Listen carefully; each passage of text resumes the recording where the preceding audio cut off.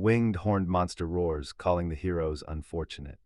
He warned that soon everyone would see the Demon King's true power. Centuries ago, the continent of darkness was a brutal war zone between the Demon King and the Human-Elf Alliance, until heroes from across the world arrived to break the silence. Deep in the castle, a terrifying shadow blocks their path, Vault Aslay, the second king of Visgard. Both sides go all out as the battle hits its breaking point. A massive runic spell erupts beside the Demon King, and he instinctively raises his hand to block. The spell hits and his body crumbles. He gasps in agony, staring at his shattered arm in shock. He roars in agony, confused as his body shreds and flesh flies everywhere. The wizard glares, the demon lord screams, demanding to know what he's done. Walt's in shock, he reaches his crumbling hand toward the light. It's day 12 of the half-light month, year 528. Darkness swallowed him as death closed in. This was the end for 29-year-old Walt Aslayer. Moonlight floods northern Laghar as a massive explosion rips through the mountain palace. The cavern walls quake as panicked crowds scatter, screaming for cover and barking orders at the medics. The destroyer is Virgin, the merciless earth dragon. The strongest stone beast grins, crushing rocks in its massive claws. Hiding behind rocks, the Dew tracks the dragon. The boy spots Virgin hauling basilisks and warns the girl. Supplies are low and losses are mounting fast. A girl appears behind them, demanding to stall the enemies. The heroes spin around, stunned. Iris vows no more deaths. Clad in dress-like armor with a massive sword, her golden hair gleams as the crowd roars her name, rallying to fight to the finish. She charges into battle as allies shout for backup. Iris scans the dragon's scales for weakness, spotting a gap on its belly. Suddenly, the beast looks up and glares. He lunges, breathing fire, but she soars up to dodge the blast. Falling stone grazes her cheek. Panic hits. The dragon's breath alone is lethal. She needs to recover her footing fast. Suddenly, she slams into the wall, screaming as she slides down a massive dent while the crowd panics. She gripped the holy sword Mistletoe. Frustrated, she still couldn't unlock its true power. Wounded and facing the dragon's rage, she accepts her fate. If this is the end, she'll die with dignity. Blinding lightning engulfs the battlefield, masking the dragon and shattering stone as a furious wind erupts. Lightning nukes the palace dome, leveling everything. Iris stumbles up battered and dazed, questioning how she survived that mysterious flash. Lightning strikes and a cloaked man faces the dragon. The girl is stunned. She still can't process what happened. The cloaked man reveals dark hair. Iris is baffled. Who is he and why is he here? Barefoot among lightning-charred basilisks, the boy realizes he's lost. This definitely isn't his castle. He stares at his body in shock, processing the transformation. He looks human, but he's Walt, the demonic king of the Dark Continent. He gazes up, awestruck by the moon's massive size. Volt scans the area, wondering where his team vanished, until Vergun's nearby growl cuts his thoughts short. The hero looks over, Verhen's wingless, but his massive build proves he's a true dragon. The beast snarls and roars even louder. The girl screams for the hero to run, but her voice cuts short as the dragon lunges, blasting him with fire. Flames crack the ground, the girl sighs, certain the hero is dead. Iris remembers her vow, no more deaths. Tears fall as she regrets not using her power to save him, but suddenly she looks up and her eyes widen in shock. Unscathed, the hero still stands, shocked they thought his human form meant he was dead. Walt's shocked he feels nothing, the girl stares in disbelief. The dragon summons a blazing eye. Iris warns it's a petrification spell, impossible to dodge. Already, the hero's skin is turning to stone. Shattering his stone shell, the smiling hero mocks the attack with a good try, leaving Vergun in total shock. The hidden watchers were shocked. He shattered the spell with ease. Volt saw past his weak exterior. The power of a true king still flickered inside. He doesn't have all the answers, but he's made his choice and is ready to fight back. Volt charges in, grinning. Iris watches, realizing this special unit is the Royal Region's true elite. She admits they're outmatched even at full power, while the hero weaves through the dragon's massive strikes. Losing with a powerhouse team, she wonders how Walt fights solo while effortlessly dodging every attack. Hero focuses all his power into his palm, making the dragon regret ever picking this fight. The Virgin hammers the enemy's gut, shattering the ground. The dragon freezes mid-roar, eyes going lifeless. Iris stares in shock as the dragon flies back and slams down with a roar. The crowd erupts. How did he impress a dragon barehanded? Is this victory? Iris stumbles toward him, desperate for answers. She stops him, asking his name and if he really killed that dragon barehanded. Hero has no clue what she's saying.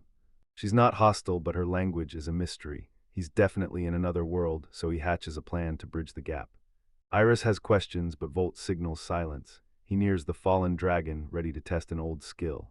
His strength unlocks every secret the dragon ever knew. Naming the soul Lizard Gaina, Volt finds it surprisingly empty. He finally notices the girl, who sensed his strange energy and demands answers.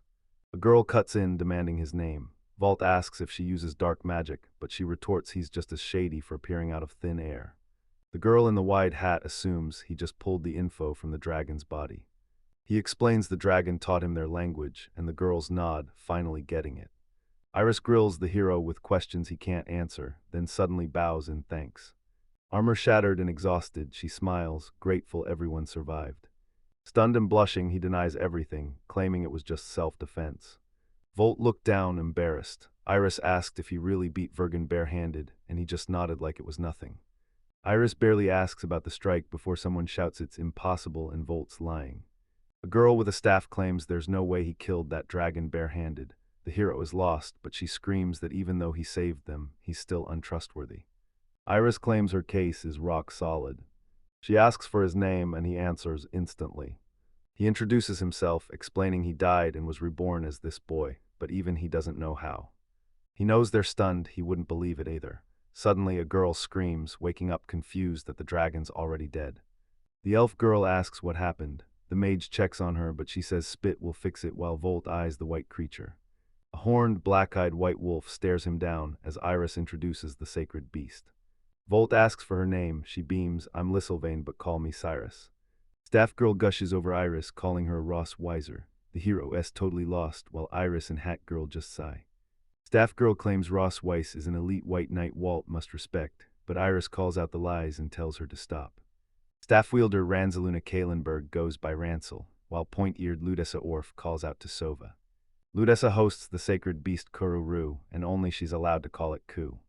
Zaluna demands punishment for Iris's failure, while Ludessa asks Volt who truly leads the Silver Wolf Knights. He calls it a sacred being. Impressed, she asks how he knew, and he says the name made it obvious.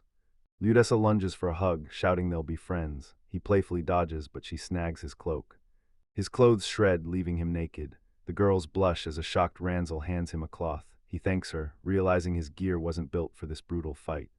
Helda wants to head back to the capital for the wounded. She's still curious about the hero, but their talk can wait. Mission complete, the crew heads for the capital, a massive fortress city. Hero stares at the sign in horror while the girls chat casually behind him. He spots the Arios Adventurers Guild sign and shouts the name in total shock. Recalling the adventurers who beat him, he asks Iris why she isn't afraid to bring him along. She simply refuses to treat him like a criminal. The hero hates it too. Iris says the Imperial Guard and Oversight Committee are busy, so they're on their own. Volt doubts she means adventurers. She nods confidently, baffled by his confusion. Hero questions their Silver Wolf status, but Iris shrugs it off. Suddenly, Escorts bursts in apologizing as a girl greets them with a warm smile. A long-eared girl with a fluffy tail appears. Her skimpy outfit flusters Volt, making him look away as she introduces herself as Hortensia Lemmy Berdelane. He's at the local Adventurers Guild, and she's the boss. She thanked him for his help on the battlefield, but Volt just waved it off. He says he just fought back when the monster attacked. Hortensia sits down, promising the full truth and telling him not to worry. Hortensia presents lie-detecting scales. She claims to love her job, but the scales shake, catching the hero off guard. The clock shows she hates this job. Iris and Kuroru sighs. Hortensia asks if he gets how they work. Volt reveals his past as the Demon King who crushed the hero's siege. The girl watches the scales, visibly on edge. Volt reveals he died and was reborn in this body, leaving the crowd stunned. Tanzia is telling the truth, and Volt backs him up. She pulls him into a tight hug, knowing his childhood was hell, and he only played the mighty king to survive the pain. The scales detect lies, but they won't trigger if you believe your own words. She claims demon kings are just myths, making Volt snort in annoyance. Hortensia mocks Volt's fairy tale ideals, claiming kings like him always lose. Volt's fuming, but she shuts him down by pointing out he's currently in a death trap. He's baffled, but he just hit the jackpot with a second shot at life. She mocks his lack of cash and clothes, calling him unemployed. Volt's blood boils. She smirks, telling him that to stay in this city, he must become an adventurer. Hero rejects the idea, but Hortensia insists he needs a guardian. Enraged, he snaps that he doesn't know a single person for the job. Iris vows to become his guardian, leaving Ranzel and Ludessa absolutely horrified. Rosalna begs her to reconsider, but Iris shuts her down. Her mind is set. Artancia planned everything, smiling as she calls Volta a great adventurer, but the hero is just annoyed. Iris reassures the hero his power isn't a problem. She's actually obsessed and wants to fight just like him, leaving the hero completely stunned. The girls call Iris for dinner, but the hero's only thinking about learning her secrets. Why would a high-status noble become an adventurer? The dragon's intel was a bust, so he's scouting the city himself. A buff bald guy commands attention, shouting that day one starts with stone throwing. At school, our hero watches the other students and realizes it's all way too easy. As the MC dreams of graduating and becoming a pro adventurer, a man storms past, shouting that if you can't throw stones, you're dead meat. Volt agrees the scarecrow is pathetic. Irritated, he hurls a stone at it with everything he's got. His throw triggers a massive explosion, shredding the scarecrow and the wall behind it. The hero stares in shock as everyone watches, frozen in total disbelief. He unleashes Meteor Armageddon, a max-level black magic spell. The students whisper in shock, this legendary power shouldn't even be possible right now. The ground beneath him suddenly stirs. Giant red worms erupt from the ground, sending the crowd fleeing in terror. As the crowd flees the guild's worm hunt, the hero stays cold. He sizes them up, they're nothing compared to the dragon. He smiles, baiting the worms. It works, the squeaking creatures swarm him. He roars for their king, his voice packing the same explosive force that launched the stone. Explosions erupt everywhere, shredding the worms. Relieved and proud, the hero knows he's won. Students whisper, Wout's a born hero. If he's this deadly with one stone, why is he even training with them? Sure of his win, he turns his back on the field and prepares to leave. A king worm erupts behind him, its petal mouth unfolding. Walt freezes as the crowd screams in horror. Volt turns, paying respects to the creature as a fellow worm. The Worm King looms. The hero challenges him, not for life but for death. Volt charges the worm, shouting Lizaraga Gaina. He realizes the king's shell is hard as diamond. The worm lunges, mouth wide open. Val's righteous fury sends him straight into the worm's gut. He dives into the worm's mouth and vanishes. The crowd screams in despair, certain he's been eaten. They wanted to save him, but one look at that monster and they bolted. The worm rages, letting out a deafening roar. Everyone braces as a wound splits right between its scales. The king closes in, then the hero's dark-gloved hand bursts from the wound. Grinning, the hero bursts from the worm's corpse, mocking the king's power as the stunned crowd realizes he won barehanded. Soaring above the city, he realizes this world is just like his. Life and death are the only things driving humanity forward. This makes the world worth ruling. He failed once, but he'll definitely win on the second try. He lands, ready to conquer the world. Suddenly, a man rushes up, shouting in awe. Starstruck, he asks for a name. Volt awkwardly replies, and the man immediately puts the hero in the spotlight. Pointing at Volt, the man declares he hasn't earned his adventurer title yet. The hero wipes out the worms and the crowd goes wild, but a stunned Volt stands there completely clueless. Fans swarm Volta for autographs, but he's fed up, angrily waving them off to escape the mob. A cloaked old man watches from the window, stunned by the boy's power. He doesn't buy the hero's adventurer story and moves in to uncover the truth. They'll reevaluate his results after high school. He seals the Royal Adventurer School papers. Voltaslay is officially a 0-level knight student. The old man quietly toasts his graduation, watching the hero get swarmed by fans. Crowds swarm the city center, whispering about the rookie adventurer who just graduated yesterday. Walt crushed the King of Hearts while Hortensia calmly sipped her drink, enjoying the vibes. The tipsy fox loved the stash talk, but Iris told her to lay off the booze. Hydrangea insists they're alone and safe, but the girl hesitates to protest. Helda calls the fox rescue hopeless, making Iris snap. Helda mocks her as frivolous, which Hortensia takes as a compliment, but Iris is ready to fire back. The fox stops her with some massive news. Jack's stats are a flat 0, she's stunned, she's never seen anything like it. Hydrangea laughs, recalling how Volt finished school in a single day, a feat she's never heard of. Volt set a speed record, but Iris graduated in 1 month at age 10. Hortensia uses this to humble him. Iris questions the level, insisting everyone starts at 1, but the fox confirms, no mistake. Hortensia thought it was a mistake, but the voltage was dead 0. Iris knows he's high level and asks for his rank. Fox just smirks, his power is beyond her imagination. Iris passes students buzzing with gossip, stunned that everyone's talking about Volt's victory over the 100 worms. She knows his power is limitless. They celebrate his powers, but Lisa suspects a glitch in his massive skill list. Iris calls his stats bizarre, but Lisa just grins. That's the best part. She's thrilled to find someone this chaotic. Iris is shocked Volta's chaos level hit 100%. Tanzia brags it's the highest she's ever seen. History's worst tyrants only hit 80, but Volta's got a perfect 100. Lisa's glad she survived. Iris jokes about her hiding her age, but Lisa explains that character is complex and impossible to predict. Gelder agrees numbers don't lie, but they don't tell the whole truth. It's a reminder of her place in the law, and both girls admit they're totally conflicted. Iris realizes she's caught between both sides, and Hilda loves watching the drama. The fox asks Hilda to slay an earth dragon in her dreams. Hilda refuses. If she does it, Iris will never grow stronger. Lisa's satisfied she got the answer she wanted. She declares Walt can't be left to his own devices, and Hilda backs her up. Hilda reveals the manuscript, and the girls are dying to know what's inside. Gelda IDs the book as her rival Bregan's prophecies. The girl gave it away, but hears the witch is dead. Gelda blames old age and orders her to open page 13. Page 13 reveals, in continental year 999, during the month of Barbarossa the Demon Lord, a blood moon opens the gates and the King of Terror descends. She explains this year mirrors the prophecy, and the portal opened under a massive moon. The fox laughs, claiming if the prophecy holds, Volt will become the legendary king of horror.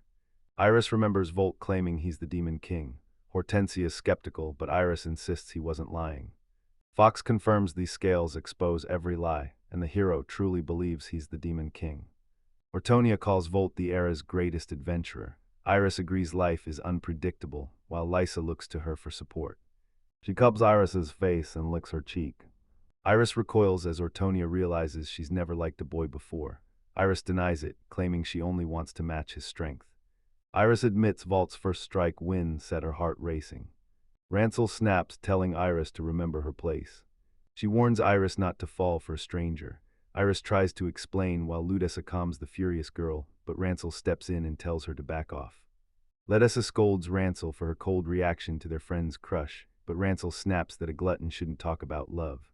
Boy drama heats up as Iris tries to keep the peace. Feeling ignored, Lisa steps in with a favor. Geldo expects more nonsense, but Ortania is serious. She trusts the team and counts on their support. Smiling sweetly, she asks to add Volt to the team. Ransel snaps it'll never happen, they don't allow men. Fearing Iris is walking into Walt's trap, she ignores her protests and realizes she must find a way to stop him. She'll uncover everything the moment Volt gets his adventurer's license. Volt wakes up in a dusty, abandoned room choked with cobwebs. Waking up dazed, he remembers the hotel. At the window, he's shocked he actually slept well. He thought he was dead, but he was wrong. Staring at the crowd, he realizes his life is just beginning.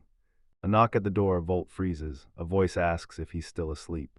Hearing a woman's voice instantly triggers his past trauma. He remembers the women who have snuck into his room before. Confused, he asks who's knocking, and they shout back, "We're from the guild." He opens the door to Elsie Nova, a cheerful girl who manages adventurer teams and is now taking over his affairs. She's always at the guild reception to help, making Volta realize she's basically a housekeeper. Elkay insists it's her duty to help. Volt hesitates, then gives in. Volt sighed, regretting how he got dragged into this mess. Elsie notes Volt's guild rep, a glowing recommendation, and his guardian Ross Weiss, but the hero is far from thrilled.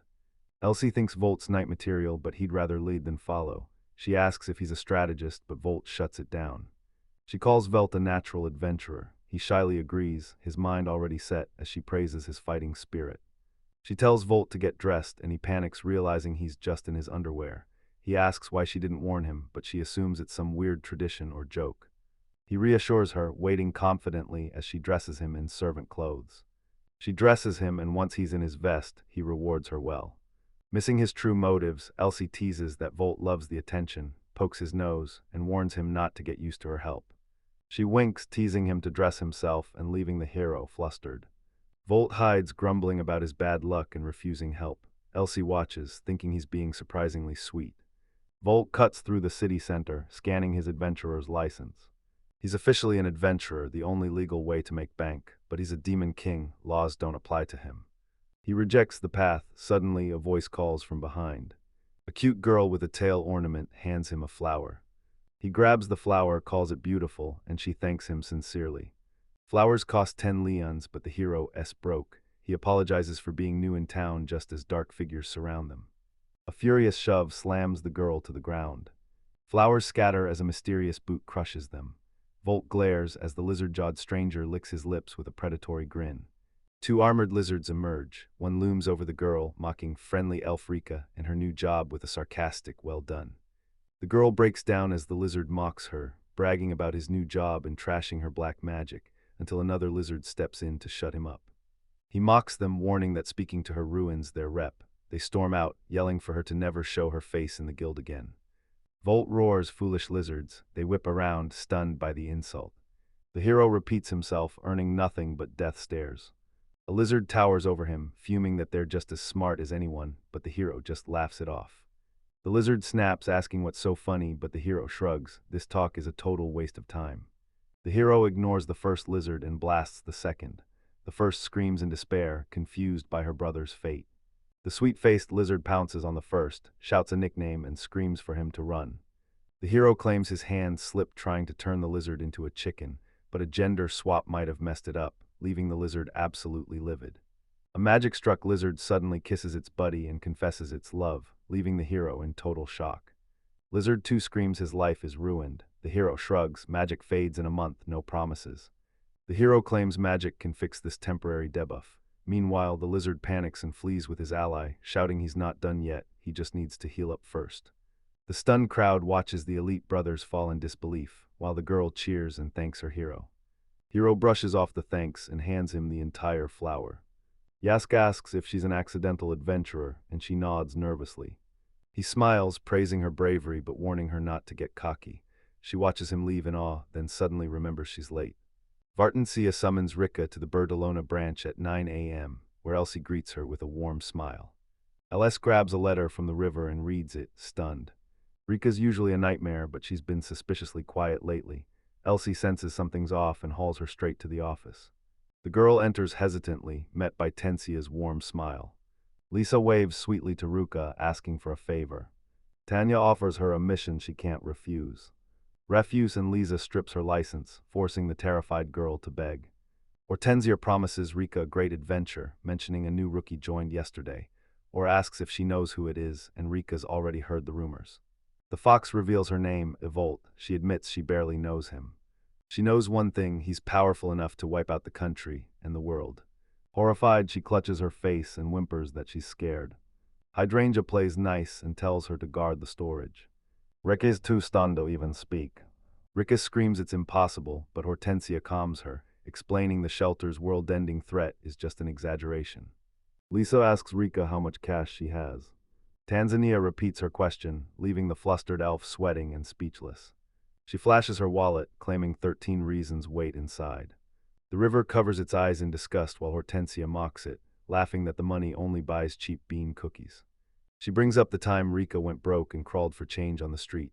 Rika's stunned, demanding to know how the fox found out. Tansi relentlessly pressures her, reminding her of her elven blood and demanding to know how she feels. She leans in, begging her to quit adventuring. Ricky's eyes widen in shock. Hortensia suggests the entertainment district, but a tearful Rika refuses. Her only dream is to be an adventurer. Rika grew up obsessed with a storybook Black Wizard. Her sick mother supported her dreams, but her father vanished on a journey and never returned. Crying, she reveals she's working to survive and pay for her mother's treatment. The Tensase calls her a timid, stubborn cat. Knowing this will sway Ricky, she reveals a valuable coin. The river stares, mesmerized by the coin in the fox's fingers. This cash clears her debts and saves her sick mother. Tensia waits for Rika's answer, but she's still hesitant. Lisa reassures her this secret mission is hers, and Lisa knows the elf will crush it. She claims friends can't be trusted, but Rick's bluntness leaves no room for suspicion. She knows her looks make everyone want to be nice to her. Rika's sure the two issues aren't linked. Hortensia agrees, but still insists Rika is the best person for the job. The elf tenses, silently apologizing to Volt. She sticks to adventuring and accepts the job. The fox tosses a coin, calling her choice wise. She reaches for the coin but snaps back to Hortensia. Rick suspects gravity magic. She weeps, calling the fox cruel and wondering why he loves teasing her. Lisa playfully hugs Rika, grinning that her teary face is the most charming thing she's ever seen. Rika uses her special methods to contact the repository, scheduling the next meeting in 3 days. 3 days later, Elsie pounds on the shelter door, demanding he let her in. He asks what's with all the commotion. He's baffled by the morning hype, while she's only focused on his feelings. He says he's fine, surprised she even checked. Good thing he's dressed, she just nods. She's relieved he's safe, but her mood flips instantly as she reminds him he's been gone for 3 days. She points out his 3-day-old license and 0 completed jobs, but he fires back with a long, rambling excuse. She demands an explanation. He remembers the non-stop grind, but in this world, everything's different. In this world, nobody complains about life. As she waits, he finally finds the words to make her understand. He claims the guild covers everything, and the bugs he scared off have vanished. With the room cleared, he refuses to work. He's grown lazy, and Elsie's panicking that he's becoming a total loser. Insulted by the comparison, he's warned that the guild's charity is ending. He can't keep mooching forever. She warns him no pluses means his license is gone. He's completely stunned. She demands they hit the guild immediately, leaving the hero totally dazed. She smiles, vowing to make Volt a real adventurer, but he's not thrilled. She drags him to the exit, promising to teach him everything while he struggles to refuse. They hit the guild, but it's nearly empty, just a few people eating in silence. Veiled scans the board, but it's all junk. Elsie explains the best quests get snatched up at dawn. Survival is brutal, harder jobs pay more, but Volt wants fast cash, and the girl scolds his greed. She reminds him he's still a rookie, and hands him the perfect mission to learn the ropes. He eyes the task and scoffs, asking if picking mushrooms is beneath him. She warns him every rookie walks this path, thinking he's the strongest will lead straight to defeat. Still annoyed but moved by Elsie's effort, Volt accepts the mission, only for her to catch up instantly. She warns him about the gear, but he shrugs it off. He won the last 2 fights without it, so he'll be fine. She almost gives in, but Rika suddenly crashes down the stairs right in front of them. Elsie panics. Walt greets Rika, and a messy Rika sits up, insisting she's fine.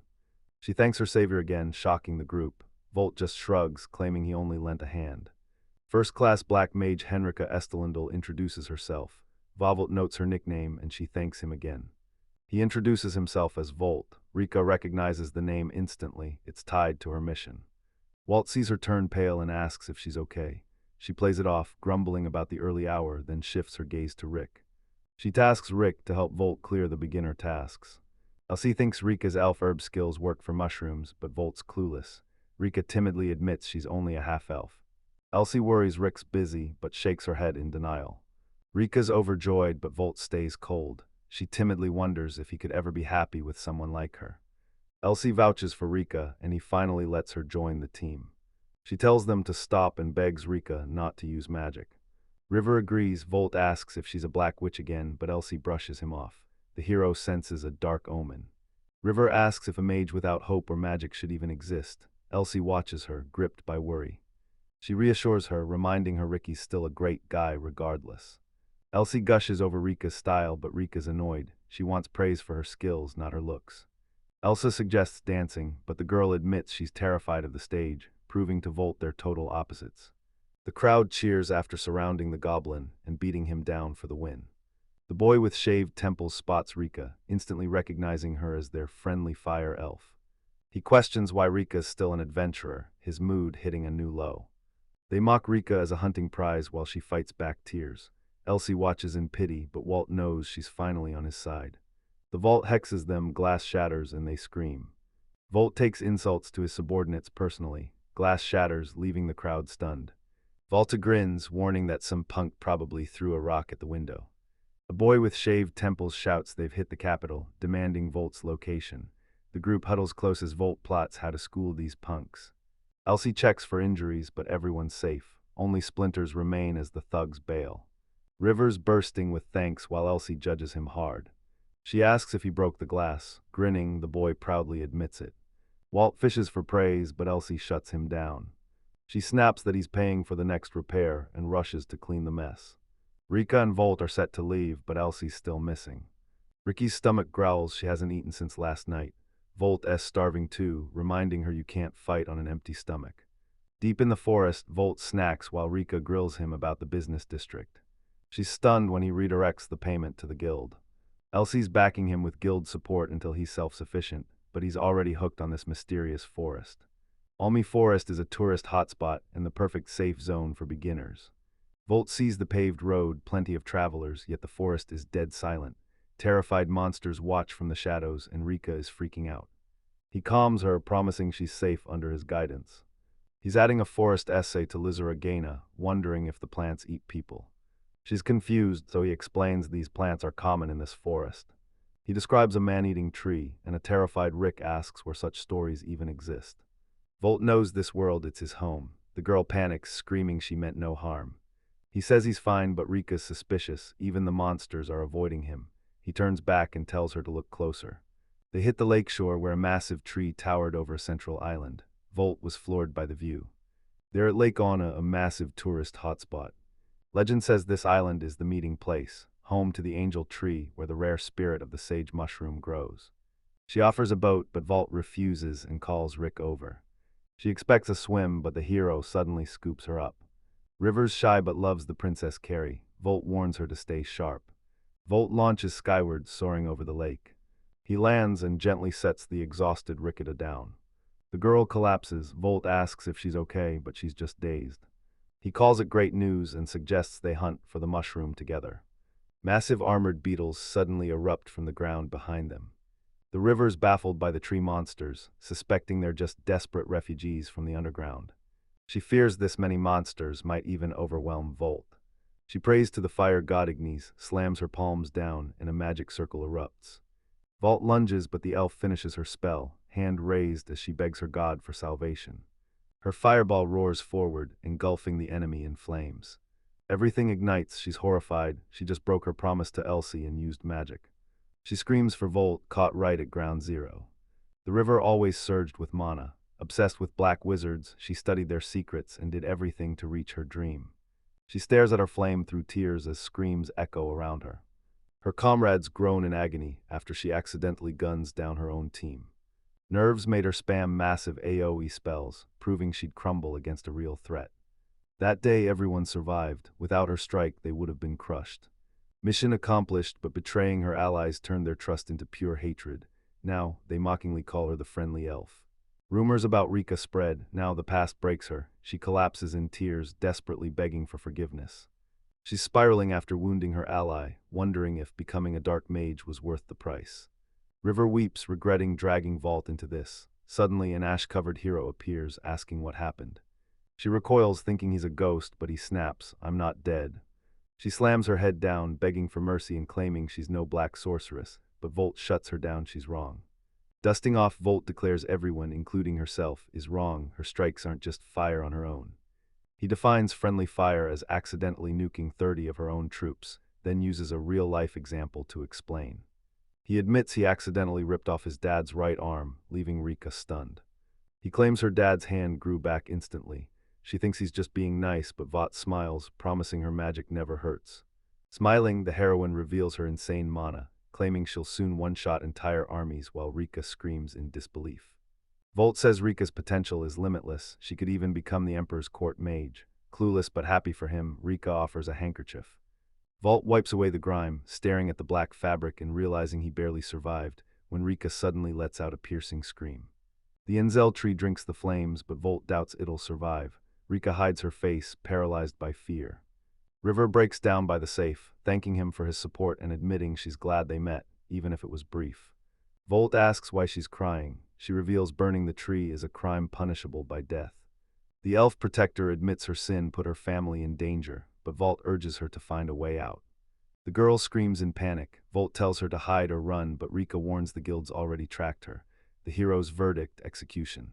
Hero says run, but she surrenders to save her mom. Volt calls it stupid, and she snaps that it's just her nature. He claims no anger. The charred tree crashes down as the river screams a warning. Volt claims no malice toward the fools, turning back just as a tree flies at him. Hero catches the trunk one-handed, blocking the fall and scoffing that it's way too easy. The storage catches an eye. A winged blonde girl tumbles from a charred tree, out cold. The river reveals she's the sacred tree's spirit. Volt snatches and squeezes it. Rika's stunned. How can he see and touch a spirit? Rika wakes up and snaps at Volt for treating her like a bug. Ignoring her, Volt asks the spirit to return to the tree, but it says that's no longer possible. Hellfire scorched the tree, blocking her path. She mourns the omen of a dying world and a distant war, but Volt instantly offers his aid. She needs 100 elves mana, Rick panic. Walt says the Lysrex gain, an otherworld encyclopedia, is vital. If mana's all they need, the hero's ready to provide it all. She insists one person's mana isn't enough, but Walt cuts her off, claiming he's no ordinary human and ordering her to take his power and thank him. He palms the tree and pumps mana, feeding the spirit a feast. The spirit feels a massive power surge, baffled by the boy's insane mana source. Raw, powerful mana surges through the tree, filling it perfectly. Volt watches the tree drink mana solo as the spirit soars high. The tree blooms stronger and more beautiful than ever. The river watches, baffled by the impossible miracle. The spirit cheers, the divine tree is reborn. Volt sighs and asks the spirit how she feels. She says her life just got a lot longer. She'll live another 100,000 years, so she hands him an apple-like fruit as thanks. LL drop the final check. River recognizes the fruit in shock and Volt asks what it is. Wait, let's try to be even more. She reveals it's a 1,000-year legend. The hero grins, he's not holding back. Volt reaches for the fruit, stops mid-word and suddenly drops. River catches him as he blacks out, desperately calling his name. Mana drained, the spirit blacked out and suggested they rest under the tree. The girl whispers to Volt to rest, he's earned it. Hero's eyes slowly drift open. He wakes up on Rika's lap. She asks how he's feeling, and though he's hurting, he says he's fine. She tells him to stay down and rest. Forget resting, Walt wants a snack instead. They head into the forest to pick mushrooms, and the boy quickly spots one that looks delicious. Rika warns him it's toxic, and every mushroom he finds next is just as poisonous. The elf warns that toxic mushrooms look and smell delicious, and Volt thanks Rika for stopping him from taking a lethal bite. She insists on paying for the clothes, but Volt waves it off, they were free. She won't back down until he cuts her off, telling her she needs to eat first. Volt remembers the spirit's gift and plucks the fruit, hyped by how tasty it looks. She warns it's rare and suggests an antique shop, but Volt refuses to waste its power. Pricey or not, fruit rots, he won't let it go to waste. He shows off the island's epic view, where you can feast on wild delicacies and soak in the scenery. He calls the meal refined, sounding like a prince to Rika. She offers him an apple, and a shocked Volt insists they share. She refuses, but Volt makes her slice it anyway. Stunned, she's honored to finally get a taste. She finally agrees, pulls a knife, and slices the apple in half. The girl calms Volt. He thanks her and bites the fruit as Rico watches history unfold. Volt hates eating while watched, so he suggests a group bite. On the count of 3, they all dig in at once. They feast on the delicious fruit, and 2's so happy he's practically floating. They savor the fruit with glowing eyes. Suddenly the river breaks, sobbing with emotion.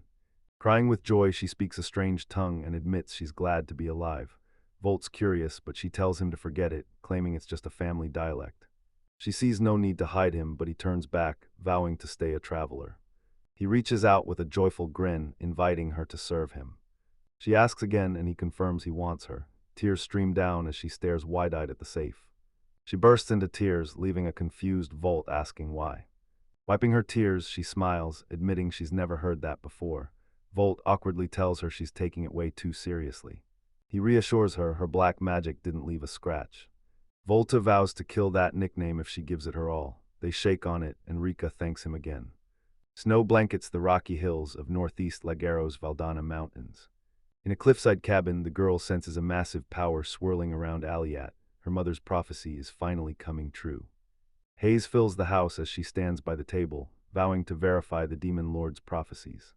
A horned stone creature asks Dasha if she's heading to the capital, but she hates crowds. She casts a spell, shattering everything. Smirking, she says the journey's worth it.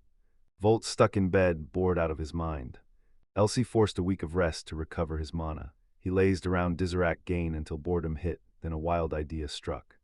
Heading for the city, he leaps out the window and spooks a cat, staying silent to avoid detection. He loves the quick prep, no more wasting hours on robes like in his old world. He scales the hill, surveying the city and its massive castle. Volt dreams of a black-walled castle, but his stomach demands breakfast. Checking his wallet, he remembers splitting the reward with Rika left him broke. Munching in a noisy crowd, he plots his armor. Elsie keeps nagging, so he counts his cash. After breakfast, he's down to just 2,000 rioni. He knows that money won't buy new armor, and he refuses guild handouts. He considers armor against Rika's magic, but figures buying new clothes is easier. He had to break Ricky's outburst habit after experiencing it firsthand. Walt decides Rick needs practical training, real progress only comes through constant practice. Once Rika becomes a dark sorceress, she'll be the perfect assistant. He's sure it's for her good, but looking around, he's suddenly on a strange street. Just as the hero hits the main street, a sudden shout warns him of danger. A scream rings out, a girl in a white dress flips out the window, and Volt lunges to catch her. She falls right into his arms. She knows his name and wonders why he's here, but Volt doesn't recognize her. He sets her down, demanding how she knows his name. Shocked he doesn't recognize her, she lets her hair down, and it finally clicks. Her hair falls, and he finally sees Iris. She smiles, teasing that Walt is usually faster, while he stammers that he only knew her as an adventurer. She knows he finished school on day one and asks about his homework. He says he's on it, but suddenly, strange noises echo from the street. Volt asks if there's a fight, but Iris denies it. One look at her face, and he knows something's wrong. She has a question. Volt says since she's his patron, he's in her debt and will grant any request. Iris eyes the hero and drops a bombshell. Kidnap me. Volt stunned. Suddenly armored guards surround them, yelling for him to get away from Iris. He glares as they scream he's bad news, threatening no mercy if he resists, while Volt asks the girl who these guys even are. She warns they're dangerous and hunting her down. Volt's done with the soldier's noise. He grabs Iris, declares he's kidnapping her, and she looks back with gratitude. Volt scoops up Iris and bolts as shouting soldiers give chase. Soldiers ahead, Iris panics, but Volt stays cool and tells her to hold on tight. He launches upward, soaring right over the soldiers' heads. They're stunned he's just a normal guy, but as orders drop to seize the heroes, Volt slips into the crowd. Volt spots her flashy outfit and tells her to hit a shop and change to blend in. Iris forgot her wallet, so the hero smiles and covers the bill. He's clueless about women's fashion prices. Is 2,000 rials even enough? They sprint until a girl in a hat spots them and recognizes the girl in Volt's arms, calling her Iris. Iris watches curiously as Volat sets her down. The girl's stunned. Iris is never seen with a man. Volt suspects she's a pursuer, but Ares confirms she's a friend named Sharon. Volt saw the girls were inseparable. Cornered, Volt guarded the entrance while the girls worked. He warned Iris the soldiers were closing in, but she begged for more time. Iris knows the capital's hidden corners too well. She led them into this dark alley, and he's far from reassured. Swapping clothes with Sharoni got them here, and Volt is stunned that a simple outfit change completely transforms Iris. While changing, Iris smiles, remembering the boy's shock that Sharon is the Demon King's heir. Sharon's shocked someone finally cares about the bar's name. Volt freezes, his mind elsewhere, as she admits she never pegged him for the promising newcomer. The girls joke about their looks, making Volt cringe as he overhears, while nervously waiting for Iris to finish changing. Volt spots Sharon and freezes in shock, while Iris complains her dress is way too tight. Kieran mumbles in shame, but Iris apologizes and slips on her coat. Kieran brushes it off, and she instantly regains her confidence. Sharon leaves, leaving Volt and Iris alone to plot their next move. He doesn't care about her secrets. He offers to ask, but she shuts him down, gripping her dress tight. He pats her head, telling her there's no rush. She can share everything whenever she's ready. Iris smiles and thanks him. Flustered, the boy says it's no big deal. Iris asks why he's in town. Volt needs a weapon shop, so she offers to lead him to her favorite workshop. She smiles, grabs his hand, and leads. Volt follows without hesitation, trusting her every step. They enter Dragon God's scale. Volt warns he's broke, but the girl smiles. The inspection is free. They head inside, and Iris greets the owner, Daman, a burly, bearded veteran who welcomes the group before instantly recognizing her. Shocked to see them together, Iris explains she's guarding Volt and introduces him as a new adventurer. Dominic hears the name and recalls the town's hype for the dragon-slaying newcomer. As keep the flow, Iris says Volt wants the armor. Daman asks for his budget, but 2,000 rians only buys a pair of old gloves, actually let.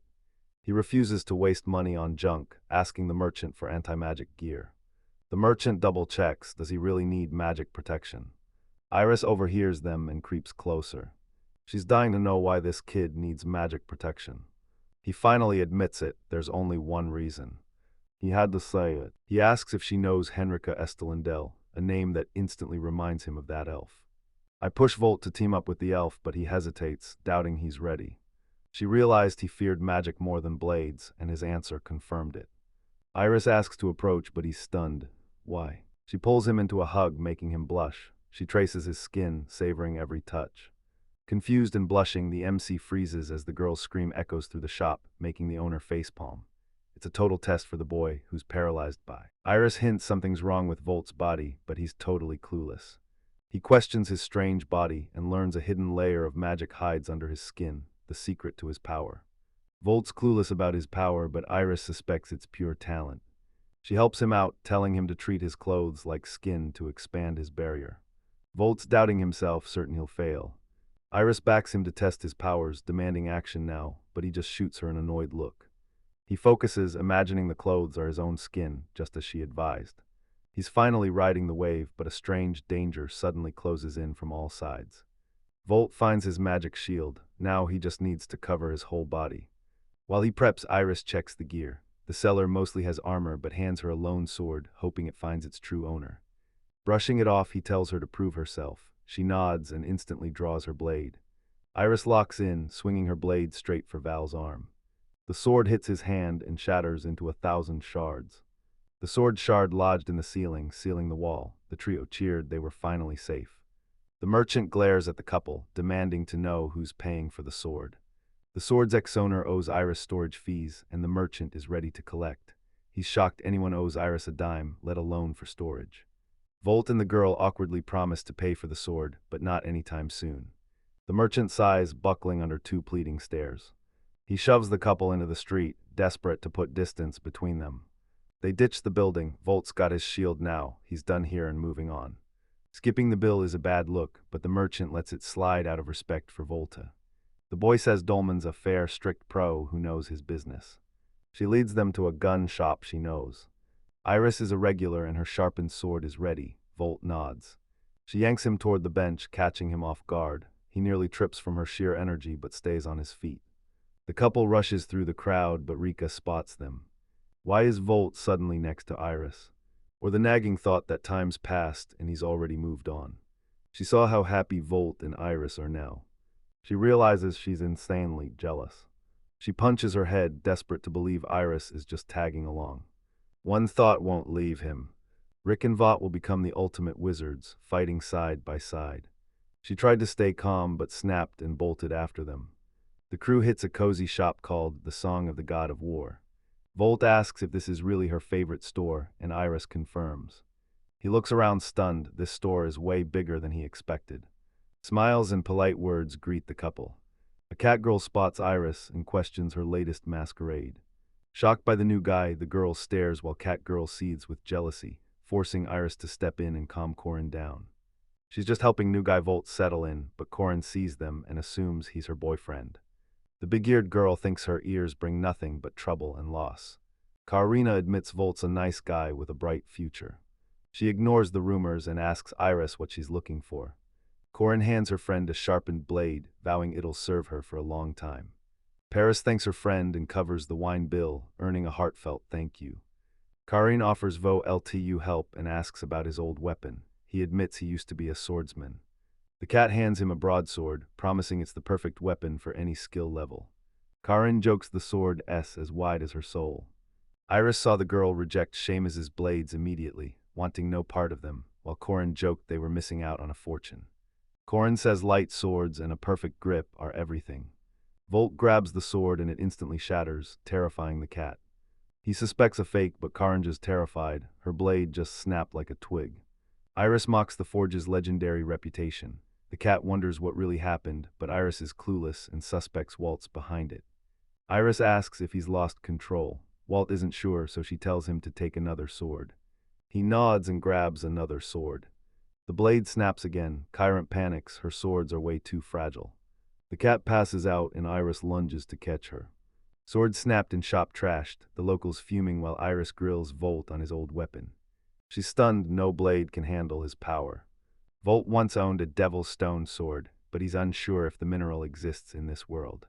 Corin panics, terrified he's about to lose his 2 most valuable paintings. The repository says they need a magic reactive mineral. I've always been curious. She's sure an Eastern Yadagan is her perfect match. The root hyped her wit, admitting she'd also eyed the blade, while Volt finally learned what these swords are called. Iris says Volt's devil's stone only comes from one Eastern mine. It's basically magical steel used to forge Eastern sabers. Volt asks Corin for the sword, but she shuts him down. It's never coming to her shop. Corin hesitates. That sword requires elite skill, and no one knows if one even exists in these lands. If it exists, the price will be massive, the treasurer thought. Iris explains rare magic steel orders are the cause, and it all finally clicks for the boy. Volt's plan: secure an order, find the ore, and track down a master smith. Iris giggles as the boy looks around, totally lost on what's so funny. She's loving it, he's finally thinking just like them. Volt denies everything, but Kareen cuts him off with a loud cough. Perrin brings up the two swords Walt broke, but the man hesitates. Merchant style, both swear to pay back every cent. Karin fumes, certain they rehearsed their lines like a play. Iris traded weapons for a sweet persona. Volt's hooked, but she denies everything. Seeing Iris totally lost for once, Perrin clears her debt. Obsessed with the blades, the cat trader agrees to research the Eastern Kimeters for Volt. He thanks her and apologizes for the trouble. The weapon shop went dead silent. Town streets are packed with people minding their own business. Volt's sure they'll vanish in the massive crowd. Iris mentions it's a holiday, and Volt is instantly hooked.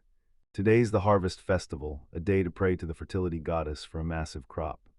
Everyone was drinking and partying, exactly what Volt expected. Iris spots a snack in the window and bolts for it. The boy's stunned, he's never seen this before. The girl's shocked, he's never heard of dice. These tasty-filled pancakes are the perfect portable snack, and Valut takes note. Iris is broke and panicking, so Safe steps in to pay. He calls it a thank you for their shopping trip. She laughs and thanks him sincerely. Volt bites the pancake, it's too delicious to resist. He loved it. Iris swears these are the best crepes ever, and Volt's never forgetting this spot. It's delicious, she smiles, everything's ready. They enjoy their treats together on a bench. Volt starts to mention his father, but a girl's scream cuts him off. She found Miss Iris. The couple spins around in shock. The girl demands to know why Iris is dressed so simply after a long search, her scowl making her fury obvious. Val's clueless as Zanula barks at the lady to stop running. She tells her to go home, her dad's worried sick and loves her deeply. Val snaps toward Iris, but she avoids his gaze and quietly apologizes. She apologizes for the delay, her eyes full of genuine regret. Her dad wanted her living in luxury, but Iris dreamed of being a warrior and ran away to chase her dream. Her grit made her who she is, but the boy hated every word. What's the move? In a spot like this, her next step is everything. Whatever she chooses, he's staying by her side. She smiles, thanking Volt for the kind words. Iris stops running, gathers her courage, and finally faces her father. If he doesn't understand, she's leaving home for good and risking everything. Volga scratches his head, reading Iris perfectly. He won't get in her way. He jokes he'll kidnap her again, and she laughs, hooked by the idea. Now she finally trusts him to have her back. Volt agrees, he's done this before and knows he can pull it off again. High on a rooftop, she watches the crowds below, wind whipping her dress. She's not wasting time, she's scouting Brygon's daughter. Looking down on everyone from above, she looks truly majestic. She speaks of Muspelheim, the fire giant kingdom. Only they could survive that wasteland, born from legendary lands. Twilight of the gods, or simply Ragnarok. The fire sword wielder will plunge the world into an abyss. Smirking wickedly, she says the real pleasure starts now. She summons Bel and orders the fire giant Surtur to appear. Iris bids Walt a tearful goodbye. She has to reach her father, and there's no other way. Guards rush Iris to her waiting father. He nods but stops cold. Massive clouds are swarming the capital. A bizarre sight filled the sky, looking completely alien. A sinister portal surges, spawning a massive, terrifying monster. Screams erupt as a massive giant drops from the sky, sending people scattering like insects before the beast. Stone-faced Volt investigates the panic, unaware of how bad things really are. The boy thinks it's all part of the celebration, but Ranzaluna snaps, this isn't a show, it's a real emergency. Volt realizes this is no act as the giant surges with dark energy and grows even stronger. The merciless monster swings a massive leg, hellbent on destruction. Iris lunges in before it strikes as the crowd flees in total chaos. Iris is terrified, but she knows she must act. As the crowd spirals into chaos, she accepts her duty to save them all. The capital is in chaos, and she's taking charge to fix it. Ranzaluna stops her, insisting the unarmed Iris deserves a death befitting a lady. She asks what if she's armed. Drawing her blade, she charges the giant to save the people. Ranzaluna bans her from battle for lacking armor, but suddenly, a voice calls out to Iris. Ludessa charges in, her loyal pet right by her side. She says a giant monster attacked the city and wants to know what it is. Ranzalon is clueless about the beast, but she suspects Mrs. Jurda knows the truth. Volt looks up, a dense energy circle glows above him like a portal. The witchy girl drops into his arms, arms crossed and totally unfazed, like it was all part of the plan. The witch's curse was real, and now she's the replacement. Even in this chaos, she stays stone cold. Magic is banned here. Is the situation really worth breaking the law? Gert doesn't care, screaming for Volt to let her go. She apologizes and nimbly slips off his lap for comfort. They demand to know what this giant is. Certain Herda knows its species. She reveals it's a giant certificate, proof of the fire giants who bring total destruction. A top-tier summon, Ludes is stunned. Summoning a beast this strong is nearly impossible. The girl insists they catch the giant summoner now, but Gertrude sighs. The enemy is just too powerful. It's the ultimate spell, and only Gerdic can handle it. Iris knows there's no other choice. The giant has to die. Ranzaluna warns the girl, this isn't just an adventurer's theory anymore. She warns the Knight's Guard is coming. Iris tries to protest, but Ludessa swears she's an ally. Walt suddenly appears, cutting them off. Stop arguing, the giant's leveling the city, and we need to move now. Iris desperately tries to stall for time, but Volt suddenly cuts her off. He praises her spirit, but there's a catch. To kill the giants, they needed a plan. Volt realizes he has no love for the royal capital. He owes this city everything. These people always had his back, and his heart is flooded with warm memories. This place is basically home to him, but she's only here for the food. He won't let some monster run wild in a town full of good people. Volt pitches his plan, certain it beats fighting, eyes burning with resolve. Unstoppable flames swallow the homes, nearly reducing everything to ash. Ludessa screams to bait the giant, forcing him to face his real opponent. Perched on her favorite, she blasts the monster's claws with full power to stop it cold. The orbs did nothing. Teeth clenched, she scrambled for a new way to kill the giant. Ludessa squints, levels her weapon, and locks onto the giant. They target the joint, nothing, a direct hit, but the bullet melts instantly in the monster's paw. She's stunned, her shots erased, and the monster didn't even flinch. Ludessa knows that trick won't work anymore. She needs a new plan fast. Iris charges the giant, sword gripped tight, and slashes. She touches the giant's leg, and lava instantly swallows her blade, trying to melt it. The giant's limbs burned like molten lava, his searing strength closing in on her. She retreats fast, keeping her distance from the giant. Iris can't even scratch him. Normal blades would have melted by now. Is this giant invincible? Ludessa tells Iris the creature is strange and slides out of hiding. She describes an armored flame, immune to all physical strikes. Ludessa grabs Iris, dead serious. They have one move left, stick to Waltz's plan and bait the giant. It's their only shot. Eris's eyes blaze with fire. She's ready for battle. She strides forward, Tessa trailing behind. Iris, Schwan, and Flugel unleash the White Knight's full might, flooding the area with raw power. Ranzaluna clenches her fists, late to the fight while Iris battles alone. As she curses her own weakness, Volt tells her to stay calm. He lays out the plan, bait the giant into a trap and strike back. Ranzaluna grit her teeth in rage. She couldn't trust her own allies anymore. A woman's voice suddenly echoes in Volt's head. Iris only used her power for a split second.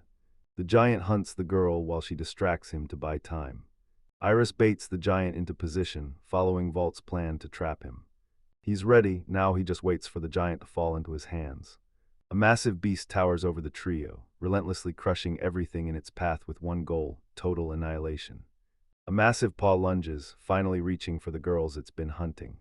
Iris and Ludessa cheer. The giant is lured right into Volta's trap, and he's ready to strike. He warns Jurda it's time to act. She heeds his warning. She invokes the dark god Barosi, unleashing a curse designed to trap the giant. Tartarus's gate slammed shut, trapping the giant in an unbreakable cage. No escape, the hero finally has him. Volt calls Herda a charming witch, while the giant stays trapped with no escape in sight. Ranzaluna, Iris, and Ludessa stand ready, tracking the giant as it hides behind a sturdy barrier. Volt says the giant's show is over, but the monster is already prepping for war. The monster shrieks, summoning backup or casting a spell. The team spots the giant salamander, a massive new ally just joined the fight. Ren warns the beast can call for backup and takes charge, clearing a path while Ludessa's pet attacks. Iris won't back down, landing heavy blows that shatter the lizard monsters to bits. A blast rips behind the safe, sending debris flying. It's a former lizard. Realizing his friends are in danger, he frantically calls Iris to find her. A girl bursts through the smoke, leaping high above the explosion's haze. She beams, insisting she's fine, eyes burning with determination. Volt trusts her skills. Relieved, he begs her to stop the heart-stopping stunts. He solos the weak lizards, ending them with a single strike. The creature vanished in a massive blast, leaving only thick smoke and dead silence. A new creation quickly takes its place. Voft knows the drill: kill one lizard, another spawns. Ignore the giant and the barrier breaks. Plus, these girls are getting way too reckless. Sneaking up from behind, the giant launches a massive fist, whistling straight at the boy. Volt bared his teeth, ready to strike, but a sudden scream cut him short. A cloaked figure screams in terror, shielding their face from the massive giant. He's stunned. The kid didn't escape. If Volt dodges, the baby is finished. The giant's fist instantly obliterated everything in its path. A massive sandstorm erupts. A cloaked man shields his eyes from the stinging wind. Volt body shields the blast, joking that these flames are even hotter than a dragon's. Ludessa and Ranzaluna stared at their living shield, paralyzed by pure terror. Volt smirks, stopping the massive sword with just one hand. Hand over face, he erupts in wild laughter. Grinning, he shouts that Surt's fire is weak. Satan's sauna was way hotter. Ludessa and Ranzaluna are stunned. That's no human power, it's something terrifying. Iris froze, speechless. Eyes wide, she stood there spellbound. The girl behind gazes with awe, seeing him as her true savior. He screams at the giant deer. He snatches the beast's weapon, stares it down with a smirk, and claims it for Volt. He slams the giant with its own weapon, dropping him to his knees and forcing a retreat. River sat frozen, unable to process the madness, as tears of terror filled her eyes. Volt wipes his hands, eyeing the girl. Why is she here? Her arrival blindsides everyone. The giant stumbles behind as the girl stammers an excuse, but the boy just dropped a genius plan. Volt smirks, turning to Rika for help. Her eyes widen in shock, totally clueless. She forces a nervous smile. The giant collapses, struck by his own sword, the only weapon strong enough to harm him. Iris is stunned. Volt stopped, caught the blade barehanded, and shattered it to pieces. The shop's sword left an impression, sparking memories of the owner's words and Volt's story about his own blade. Smiling bitterly, she points out one key detail. Volt caught her off guard with ease. She admits Volt blew past every expectation. Volk returns to Rika, demanding the help he asked for. He asks how long she'll sit there, but she apologizes. She can't even stand up. River drops to his knees, loudly apologizing for causing Volt trouble. He's clueless while all the bowing. He stares at her like she's a total freak. The guys argue over Volt helping Ritza, but she insists she's fine, while an invisible giant behind her gathers strength to rise. He thinks Rika's hurt, but suddenly a mysterious object streaks past, aiming for a lethal strike. The girl's scream echoes as Volt explains. The giant's enraged because the boy broke his huge sword. He instantly grabs Rika and yanks her to her feet. He scoops her up and bolts, narrowly outrunning the massive explosion. A fiery veil descends. Jurda's forced to focus and maintain the magic circle. The river shuts its eyes in pain, screaming for answers as its terror overflows. Val Ai asks if she felt like a scared child, but the girl denies it, too ashamed to even think about it. The girl sobbed, blaming herself for everything, but the boy didn't care. He just kept asking her to help Rick. The monster rises and Volt IDs the fire giant. Knowing its weakness, he orders Rick to unleash black water magic. She's riddled with self-doubt and isn't afraid to voice it. Walt fires Rika up, dead certain of her talent and strength. He brings up her, turning a fireball into a rain of flames, making Rika hide her face and shout an apology. Volt tells her to ignore the destruction. They need her power now. He reassures them Iris and her crew are safe and don't need backup. Escape is possible. Ludessa, Iris, and Ranzaluna repel the swarming lizards, swords raised as they fight for victory. The second she chants the spell, he's jumping into action. Volt vows to protect her, his eyes blazing with determination. Ricky's eyes flared with resolve. Backing her skills, she vowed to give it her all. Facing total despair, her fear vanished as a new power surged within. Lava salamander swarms with the giant's power. Nothing scared her anymore. Fearless, the river channels its will and unleashes a massive spell. She screamed at the top of her lungs, calling out to everyone. The vault fires a massive blast, leaving everyone in shock. Amidst the chaos, Rika shouts, "Everyone is finally free." Iris doesn't fully get it, but she's always ready to act. Volt warns everyone this is his top priority now. He signals Rika, and she calls the water gods to hear her prayer. She unleashes a massive blizzard, burying the city to stop the fire giant. A massive snow wave surges as screams erupt, burying even the tallest buildings. Ransaluna says these storms are impossible. This is clearly peak ice magic. Ricky's diamond dust traps the giant and the entire area in solid ice. Paretta's shocked. This magic rivals her own dark arts, and she never expected this much power from the little elf. Walt eyes Rika's ice sculpture and mocks it as beginner magic. Even back home, few dared use black magic this massive. It's just too lethal for humans. Walt's finally witnessed the true power of a first-level black mage. He's hyped to see Genleka's power, but she's mortified by the carnage she dealt to the giant and lizards. Volt lands with the girl, revealing the salamanders and fire giant are now frozen solid. Massive ice monsters tower over them. The spell's power was insane. He'd been watching silently, but now he spots a key detail. The summon limit is 13 salamanders at once. No need to kill all 13 salamanders, just disable them and neutralize the threat. Volt says it's all becoming one giant target. Arms wide, he realizes this is the extra task she summoned him for. Volt spots Iris and motions her over. He tells the girl to look after the injured Rika. Forced to rely on him, he boldly vowed to handle everything alone. Iris grabs his hand, begging him to stop. Charging in blindly is suicide. She says they must find the giant's weak spots first, while the beast sits silently in his icy prison. The river cuts him off, reminding him his body is now pure flame. Without a plan, expect zero results. The giant's frozen, but the boys argue that a reckless attack will only backfire. The girls were bickering, but Volt finally agreed. They needed a solid plan, not reckless moves. He's about to floor him, but doubts the move will land. Volt watches the giant groan as the ice shatters. One more push and it's free. The fire beast shatters the ice, charging a pulsing energy blast in its jaws, ready to fire. Explosions blast behind Volt. He whips around, the monsters are loose. A massive blast knocks everyone off their feet. Volt's on the verge of blacking out. That old, familiar feeling flooded back into his heart. Volt remembered being a massive, terrifying dragon. Back then, humans were called brave just for daring to face his overwhelming power. A blinding flash revealed the culprit, the man known as the world's strongest. 1,000 eyes loomed overhead, tracking every move. Volt cackled. The people fearlessly fought the dragon, their fury outmatching even the devil himself. He hurled savage insults at the crowd, every word dripping with mockery. Volta's body morphs into human form, limbs sprouting as he realizes humans are worthy opponents. Half his soul refused to lose, while the other was already giving in. He was out of chances. This was his final defeat. Darkness swallows Voltu whole. Cold, empty, and all-consuming, it leaves him stranded alone in the void. He finally gets the solution meant for him. The Vault's history was about to end in a heartbeat. He calls himself weak, but fighting barehanded proves his true power. He's clueless about the big picture. Beaten before he could use his trump card, Volt knows exactly how ironic this is. A special spell pulls the wizard into a boundless void of pure darkness. Volt's brain severed reality for safety, his final form evolving exactly as calculated. He's done with humanity. This is his final, true form. Volt clutches his chest, realizing he's still alive and struggles to speak. Kneeling, he realizes he wasn't reborn, he just transferred to another world. Voltus connects telepathically. The boy instantly recognizes Gerda's voice, and since he's awake, she starts talking. Atop the bell tower, a glowing circle powers the barrier. Running on empty, she warns she's dropping the shield.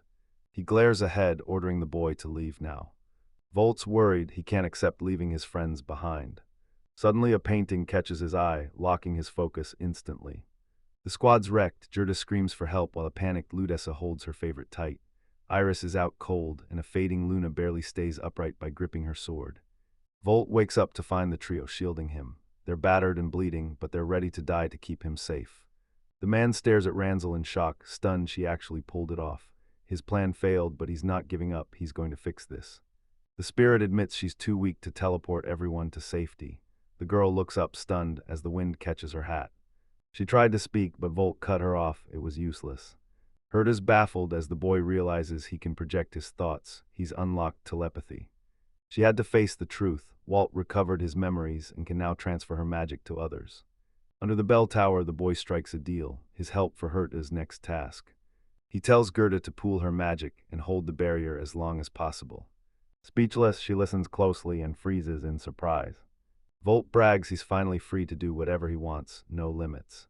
Wild-eyed, he orders the lizards to vanish. They're just small prey. They vanish instantly as massive explosions erupt.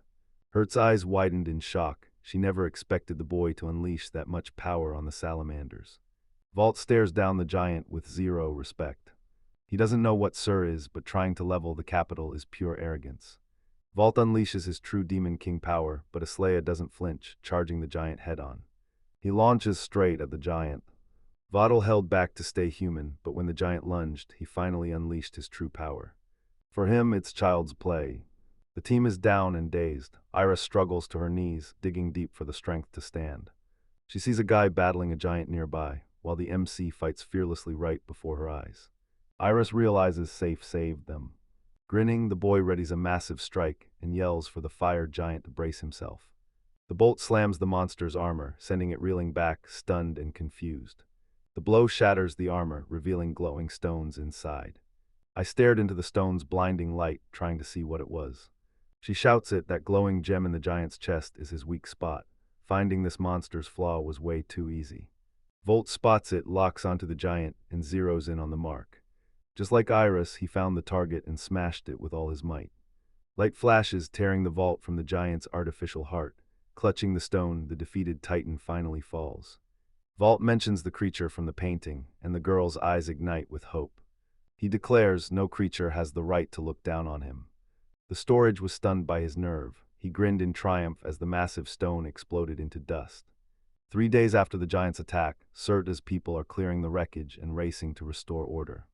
Hortensia gets the restoration report fast and watches as everyone outside gives it their all. She feared the operation would fail, but the residents went all out and crushed her expectations.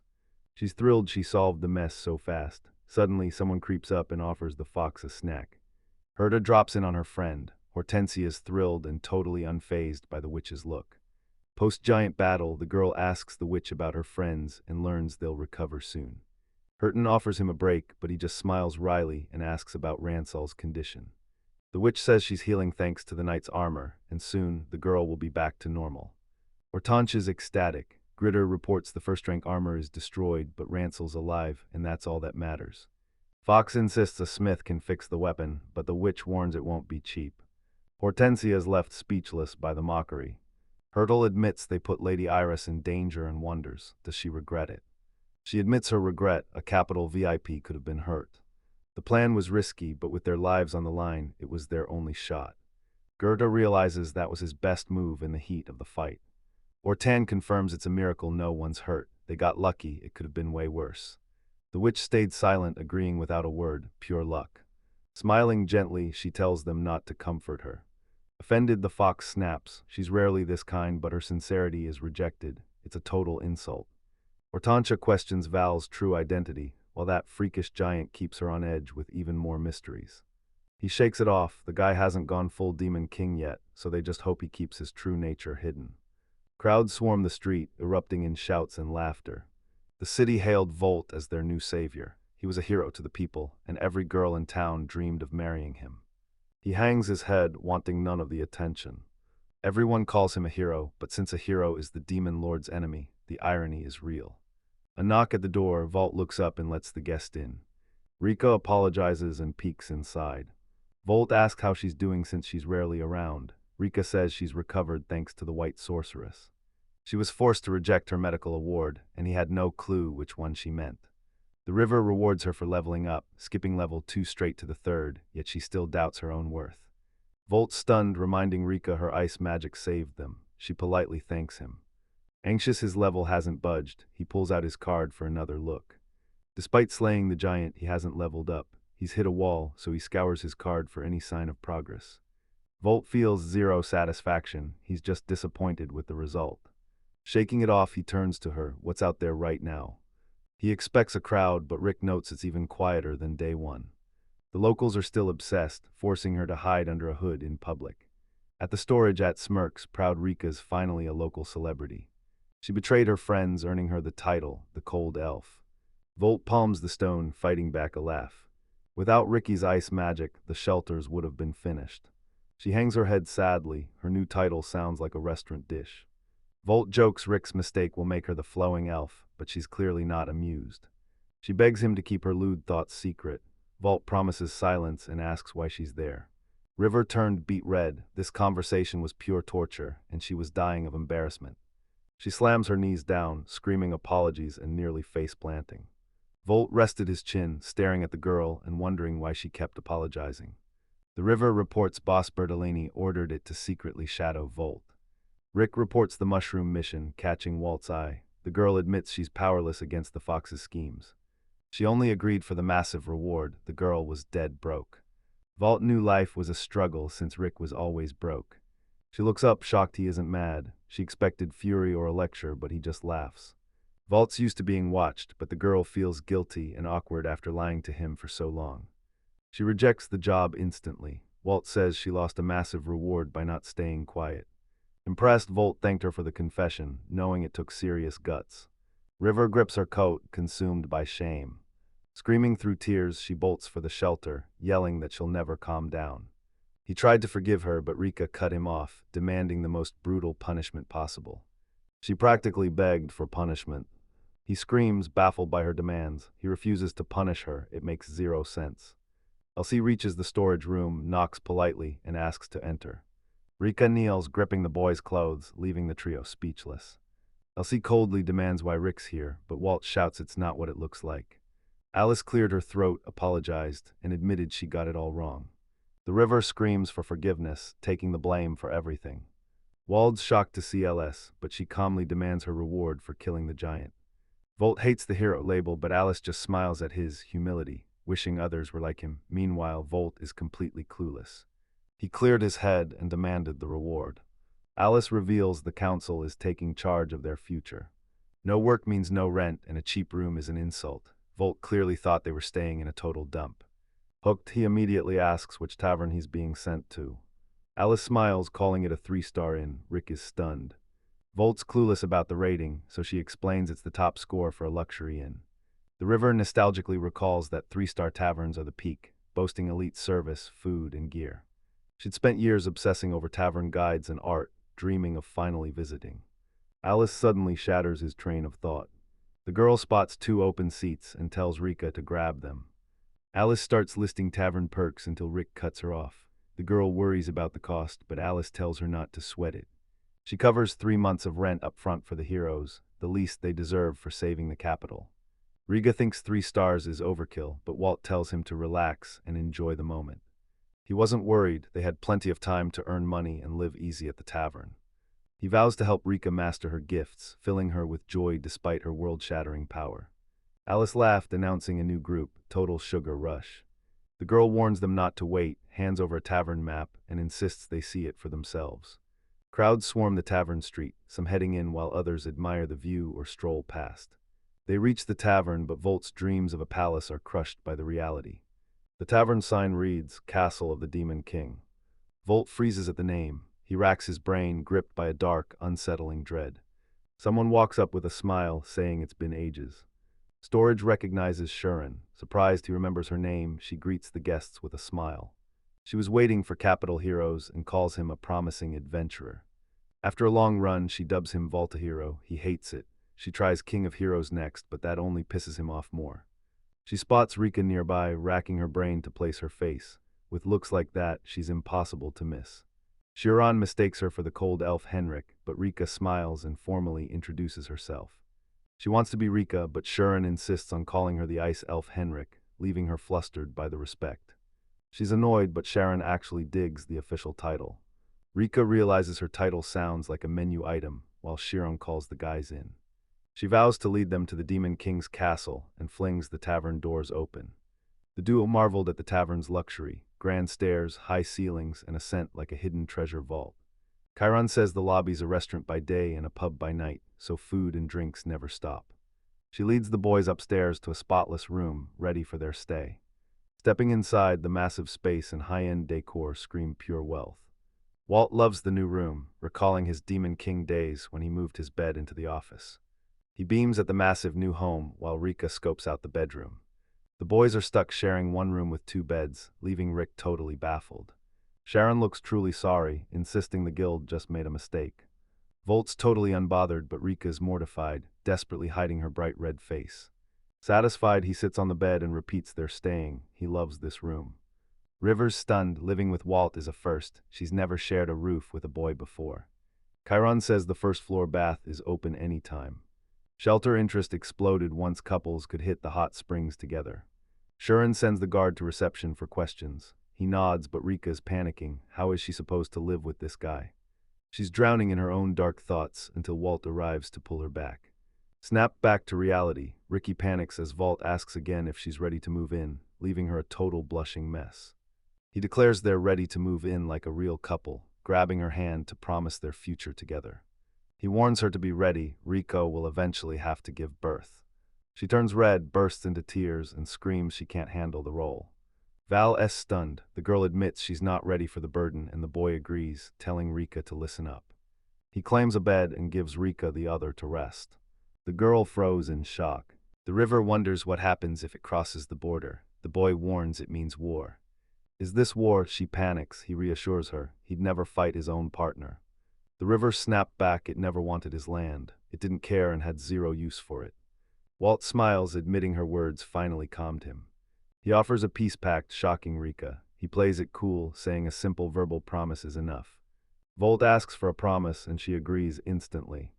He stretches in pure joy. The news is perfect. This territory is finally his. Volt urges Rick to visit the hot springs, sure she'll find them. Rick hesitates but agrees. He grins at her answer and bolts from the room. Her cheeks flushed, she had no idea why. Face bright red, she stands there losing her mind. Yet bathing in the spring calmed her heart. Elsewhere, Walt hunts for the perfect hot springs.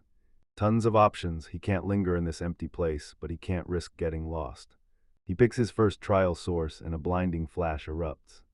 Volt eyed his spot, a warm, stunning haven wrapped in a massive cloud of fluffy foam. Mid-blizzard, the boy finds Kulala, Ludas's favorite.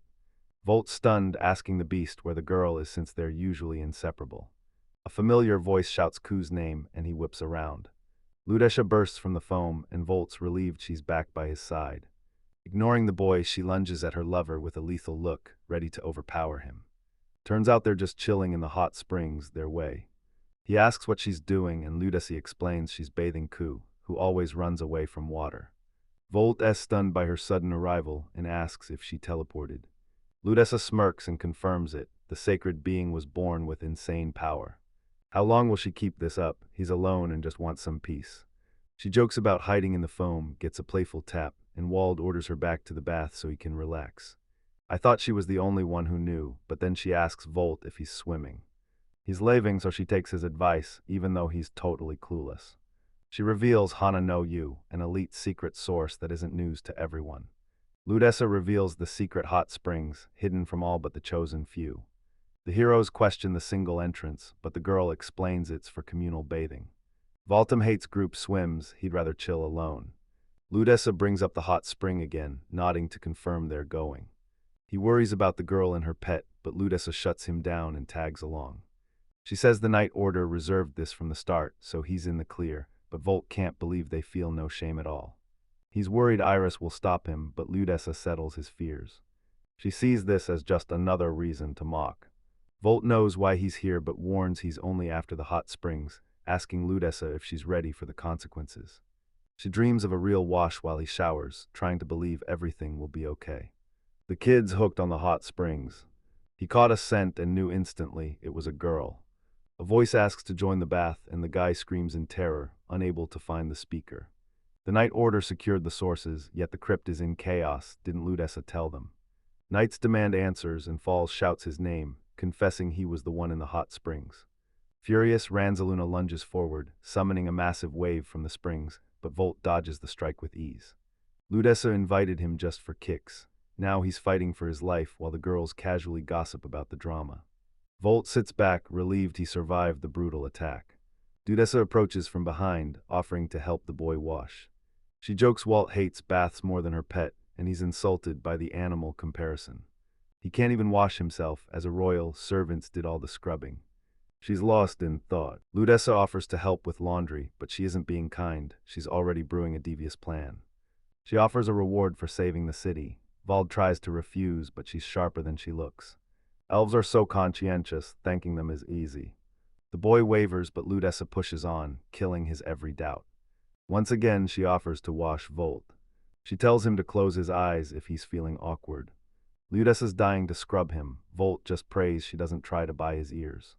Storage stays dead silent. Relaxing in the hot spring, he senses danger and calls for Ludessa. Volt questions the girl's hairiness while Ludessa fights back a laugh.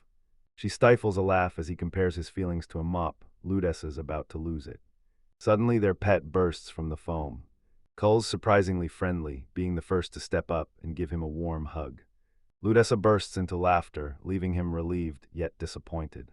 Ranzaluna calls out to grab Volt's attention. She warns him no peeping on Iris in the hot springs. Volt finds it petty. She grits her teeth, seething with rage. He sizes them up, realizing their soft frames are built for a date, not a fight. Ranzaluna's mortified and absolutely furious. She splashes him, Ludessa laughs, and Iris plays peacemaker. She asks Volt if he's named their group yet. He thinks for a moment, smiles, and confirms he's already got one ready. "You wanted to name us the Hellishly Ruthless World Conquest Group." The girls instantly agreed. The name was way too ridiculous to fit. Volt's fed up, society rejects his genius, and he's losing faith in this cruel world. He risked asking Iris, hoping she'd like his idea. She warns leaving alone is suicide, leaving him paralyzed with shock. Ludessa suggests a group brainstorm for their team name. It's easier together. Rika's stunned they need a band name already. She had no clue it was a priority. Volt consults some adventurers, betting on their wild imaginations. He's told to name the band Volta and asks Rika for her take. She loves the name, so Walt keeps it. He says it lacks charm, but Sam Ray is just plain basic. Iris hated the name, but the guy loved Dark Hegemony obviously, until a girl suddenly screams. The river begs to rise. Volt's confused. Suddenly the girl screams someone grabbed her leg. Her mind spirals with worst-case scenarios, but Volt tells her to stay calm, promising he'll find a way.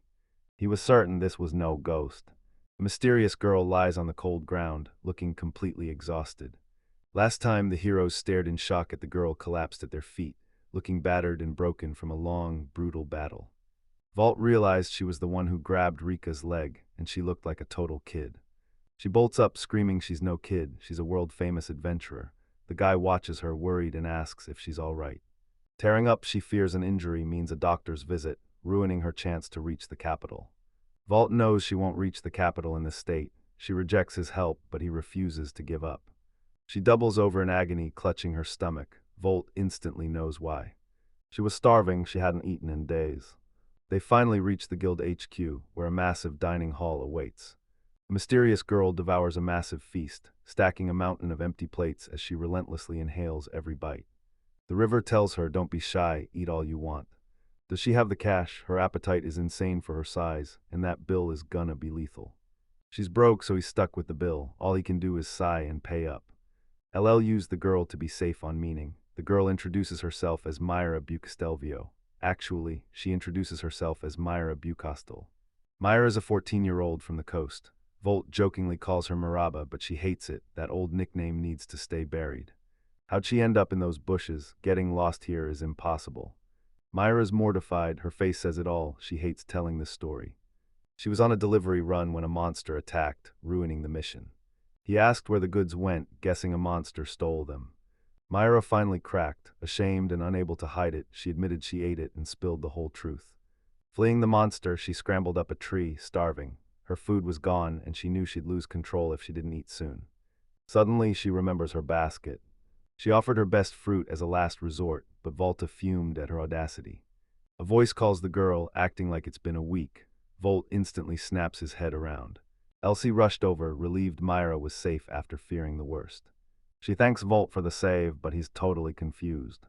Elsie reveals Myra vanished on a rookie quest, shocking the guy since a pro shouldn't be doing grunt work, but Myra is actually just chilling with Rika.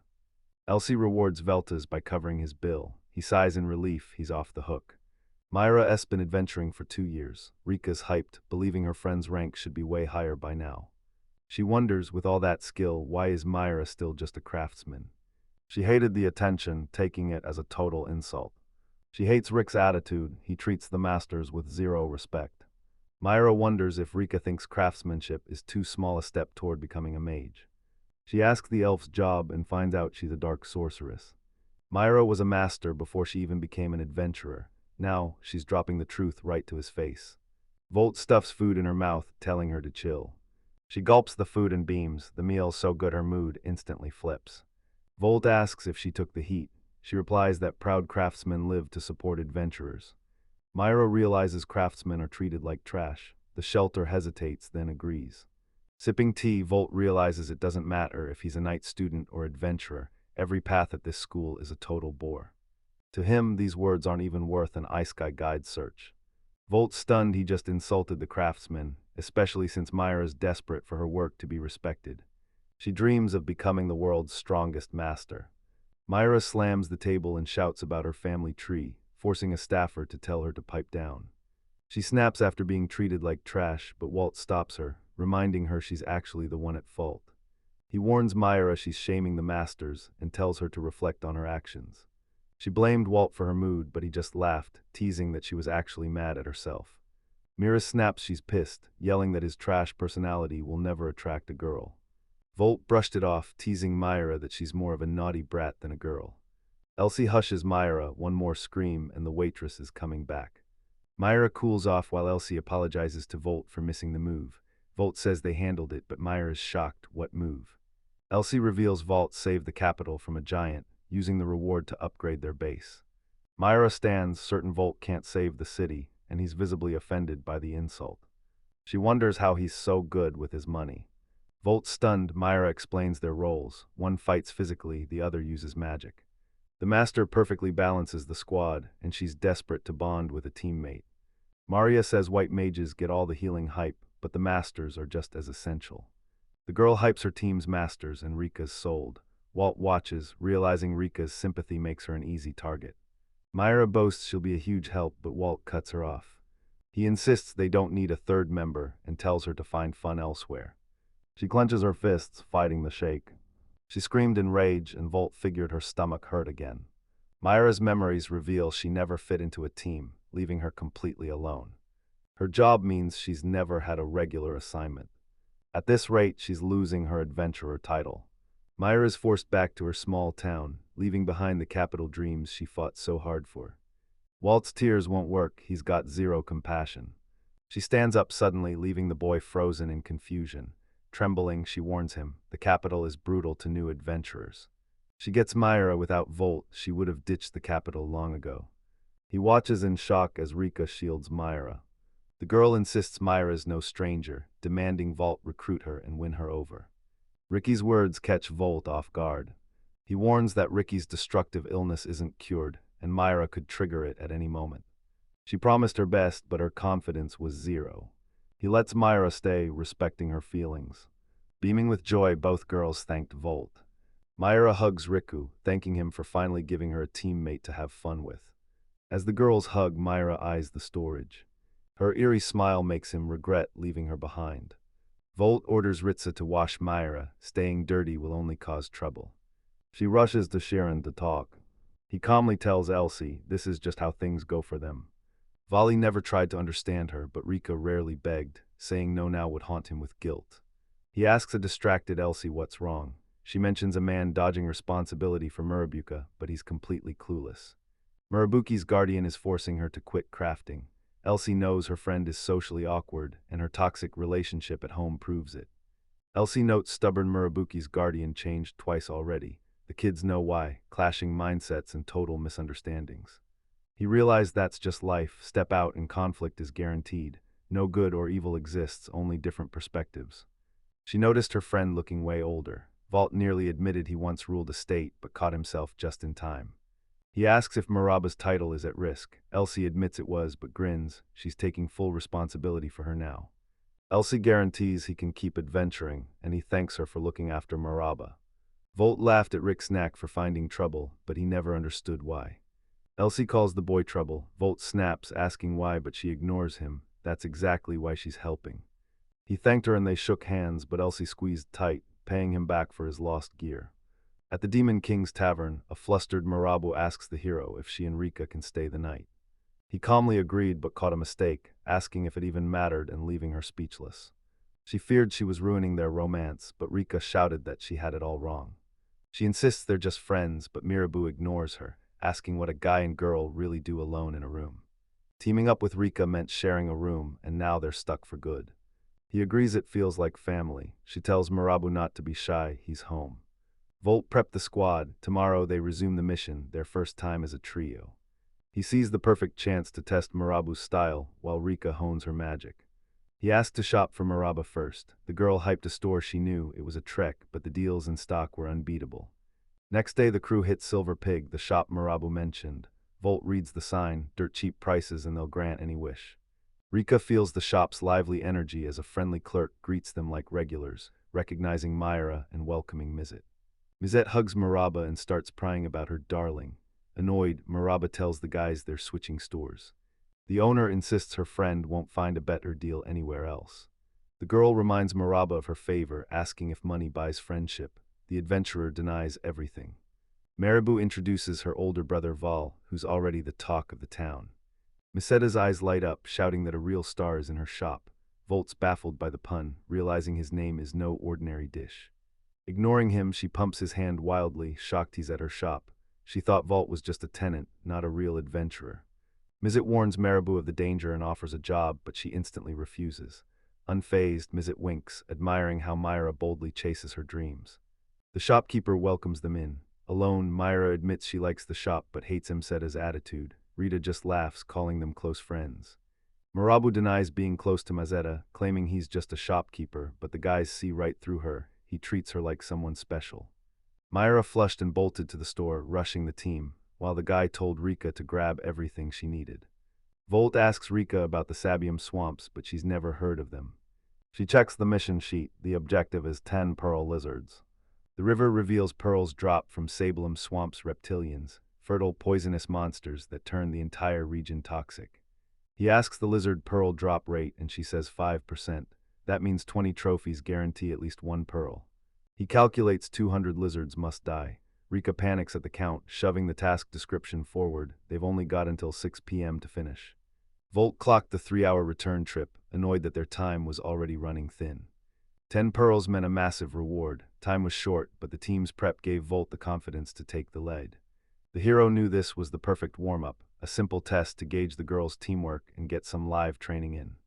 The boys trek through Savoy Marsh. The pale river looks eerie, and Walt knows this is no tourist trap as the soft ground turns every step into a struggle. Hero tests the bridge, finds it solid, and signals the girls to follow. Way better than wading through that mud. Marabu leaps onto the bridge easily while Rika struggles. Rika's stunned, Marabu is way stronger. Myra smirks, revealing her indefatigable traveler's skill has supercharged her artisan craft. The river believed this power let it carry more and move effortlessly.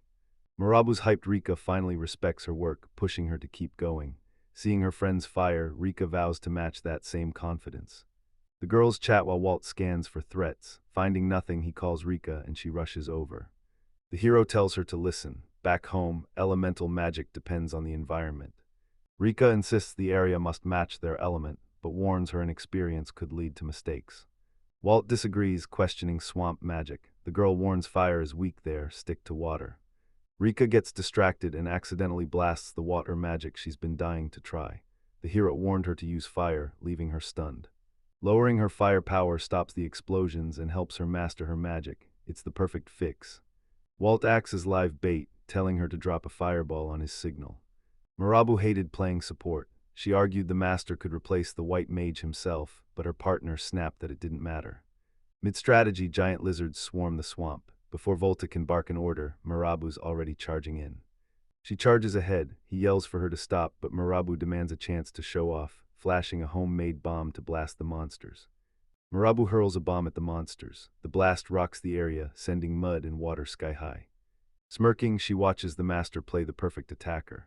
A massive blast sends the boy's hair on end, and Volt admits it's a hell of a way to get blown. He knew masters were elite, but couldn't understand why his partner was still stuck at level 1 after 2 years. She awkwardly admits she was too broke for essentials, let alone bombs, which the guy notes sounds exactly like Merba's story. She cheered, her power S finally peaked, and now she can throw anything. She says any object can be a weapon, and the master can forge Walt a legendary blade. He's instantly sold.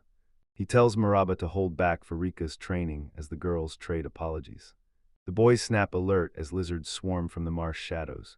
The bomb blast lured them right to the team. Volt's conflicted, but he orders everyone to stick to the plan.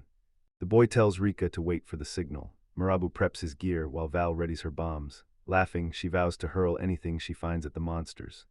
Volt's hyped they're finally a real team. He charges forward, checking their readiness as the girls follow without hesitation. Marabu's stunned by her partner's frantic speed as he baits the monsters and leaps into a tree, while Volt signals Ritza to strike. She instantly blasts a fireball, obliterating everything in its path. Direct hit, Marabu speechless, stunned by his partner's raw power. Volt notices River's power has surged since Anali's. Even with this area's debuff, she's stronger than ever, and River thanks him for the praise. The Iron Evil fruit worked. As Volt and Rico talk, Murabas stands frozen in shock. She knew Volt was famous, but never guessed his strength was superhuman. Myra's stunned when did Rick's embryonic magic get this strong? Is this strange location fueling him? Marabu's shocked Rika joined a squad, but she quickly learns these adventures are on a whole new level. Inspired by her peers' talent, she found her resolve and vowed to get stronger. Myra had to trust her power. Ricky's shots were lethal now, stay sharp or get hit. Marabu steps up as the team's healer, Walt sprinting without breaking a sweat, so she pulls out a potion. Seeing her partner's fatigue, she steps in.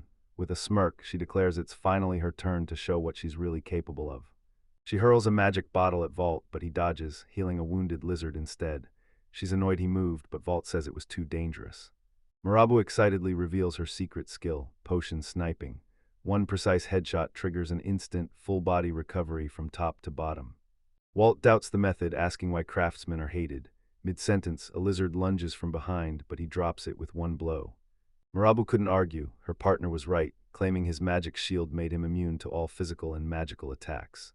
She asks if he's invincible, but he denies it. Blacking out at Surtur actually triggered his memories, leaving Marabu completely lost. Volt reveals he's immune to healing magic and only uses potions, insisting he isn't even tired. The girl sighs, her confidence in her skills completely shattered. The hero's intrigued by the mysterious power. Rika tells Miri that just imagining a bottle to the head hurts, and the master's defenses keep failing. It's way faster than drinking. Marabu says it's perfect for emergencies, but Vault asks if the healing is still the same. The girl hesitates, admitting the potion works better if swallowed. Val ends the talk and tells Marabu to stop throwing bottles. She tried to object, being a master swimmer, but he just smiled. He knew a pro like her wasn't fragile or afraid of the future.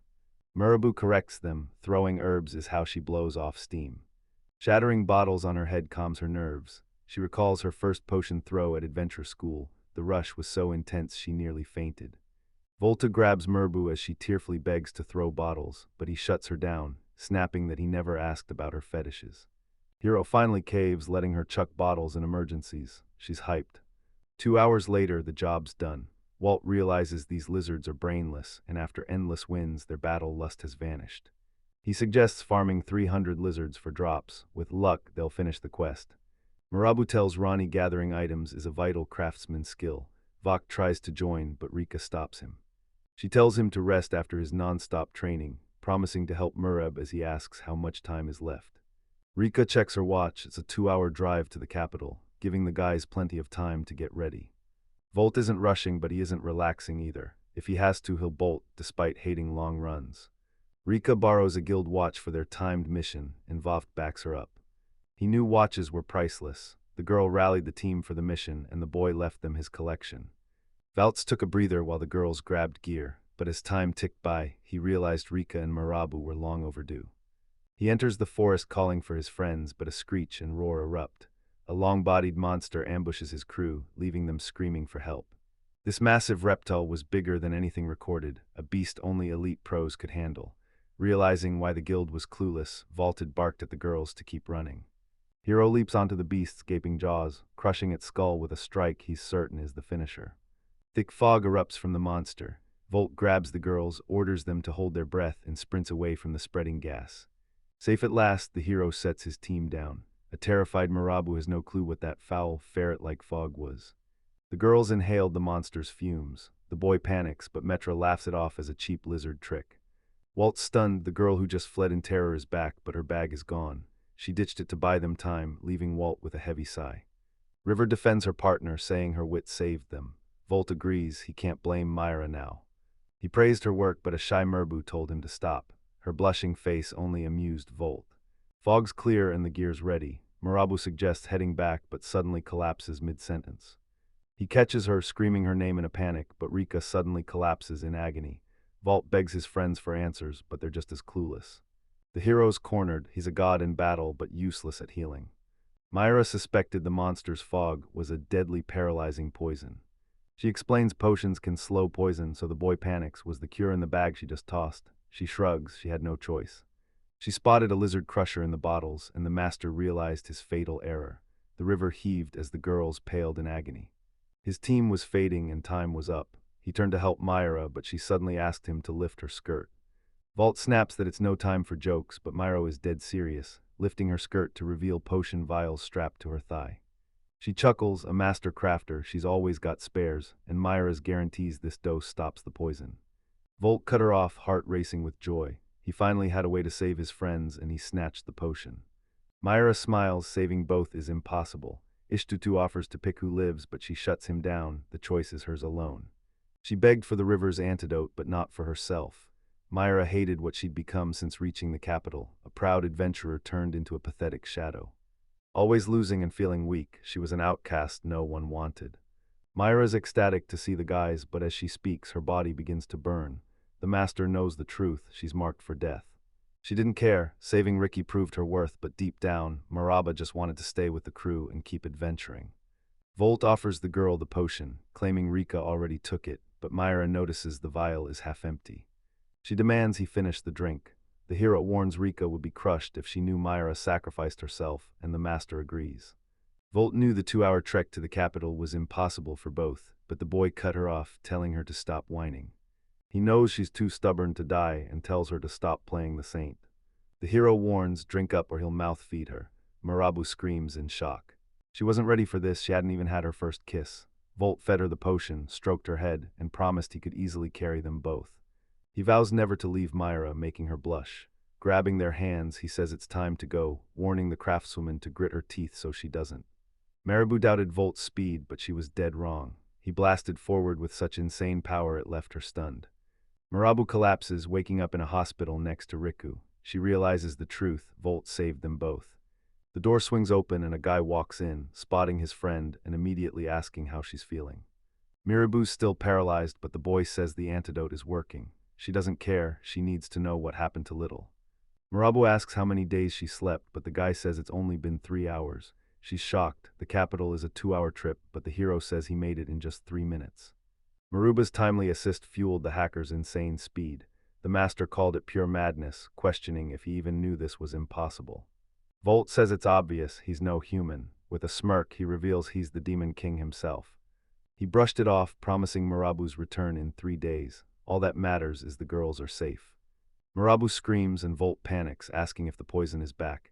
He's terrified she'll get even stupider and scare everyone, leaving Marabu absolutely livid.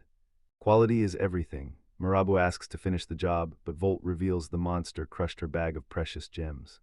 Marabu blushes, confessing the pearls are in her underwear, not her bag. The guy double-checks, hyped to finally finish the quest and get paid. She reveals the lingerie hides gear for masters, and he immediately starts feeling the blanket. He rips it off and demands she strip. Maraba gasps, asking if he'd really violate her innocence, but Volt is totally clueless about her embarrassment. Myra's paralyzed, so it's all on him. She screams for a nurse, but the building's empty. The entire staff has food poisoning. Mirabu stops the boy and points out she's naked, but the hero only cares about the mission. Suddenly, Elsie arrives to visit the sick and demands to know what's going on. Tearful Mirabu begs the girl to take the loot and skip the hideout, but her partner warns her to stay quiet. They thank Elsie, finish the job, and claim. Volt celebrates the girl's recovery at the Demon Lord's castle, demanding more effort from everyone while Rika and Marabu feast and thank the hero. He repeats Elsa's warning about mysterious deaths, but she's just glad they're alive. Rika's also thrilled her friend finally visited. Marabu says the guild found a new species, and the kid already knows their name, Great Reptile. This food is their payment for the hunt and the kill, a true reward. A vault of the strange. He suggests Ishuti team, but the girls shut it down, insisting his famous name is their best marketing tool. They've officially named the team Miter. To celebrate, he orders Chiron to bring another bottle of red wine. Adventurers rushed over to praise the new name, and everyone raised a glass to celebrate. The party bonds over drinks for Rika and Myra, noting that simple names are way easier to remember. A veteran mocked rookies for picking edgy names like Darkness, and Voltilittle took it personally. The adventurers kept mocking teams who grew ashamed of their names years later. Knights storm the tavern, hunting for the summoner Merida. The commander reveals she's level 10, and the adventurer IDs the Imperial Knight squad as a girl stands up. Merida the summoner stood before them, a delicate girl hesitantly clutching her staff. The commander's shocked a pro like Marina is so stealthy, but she just calmly asks how to help.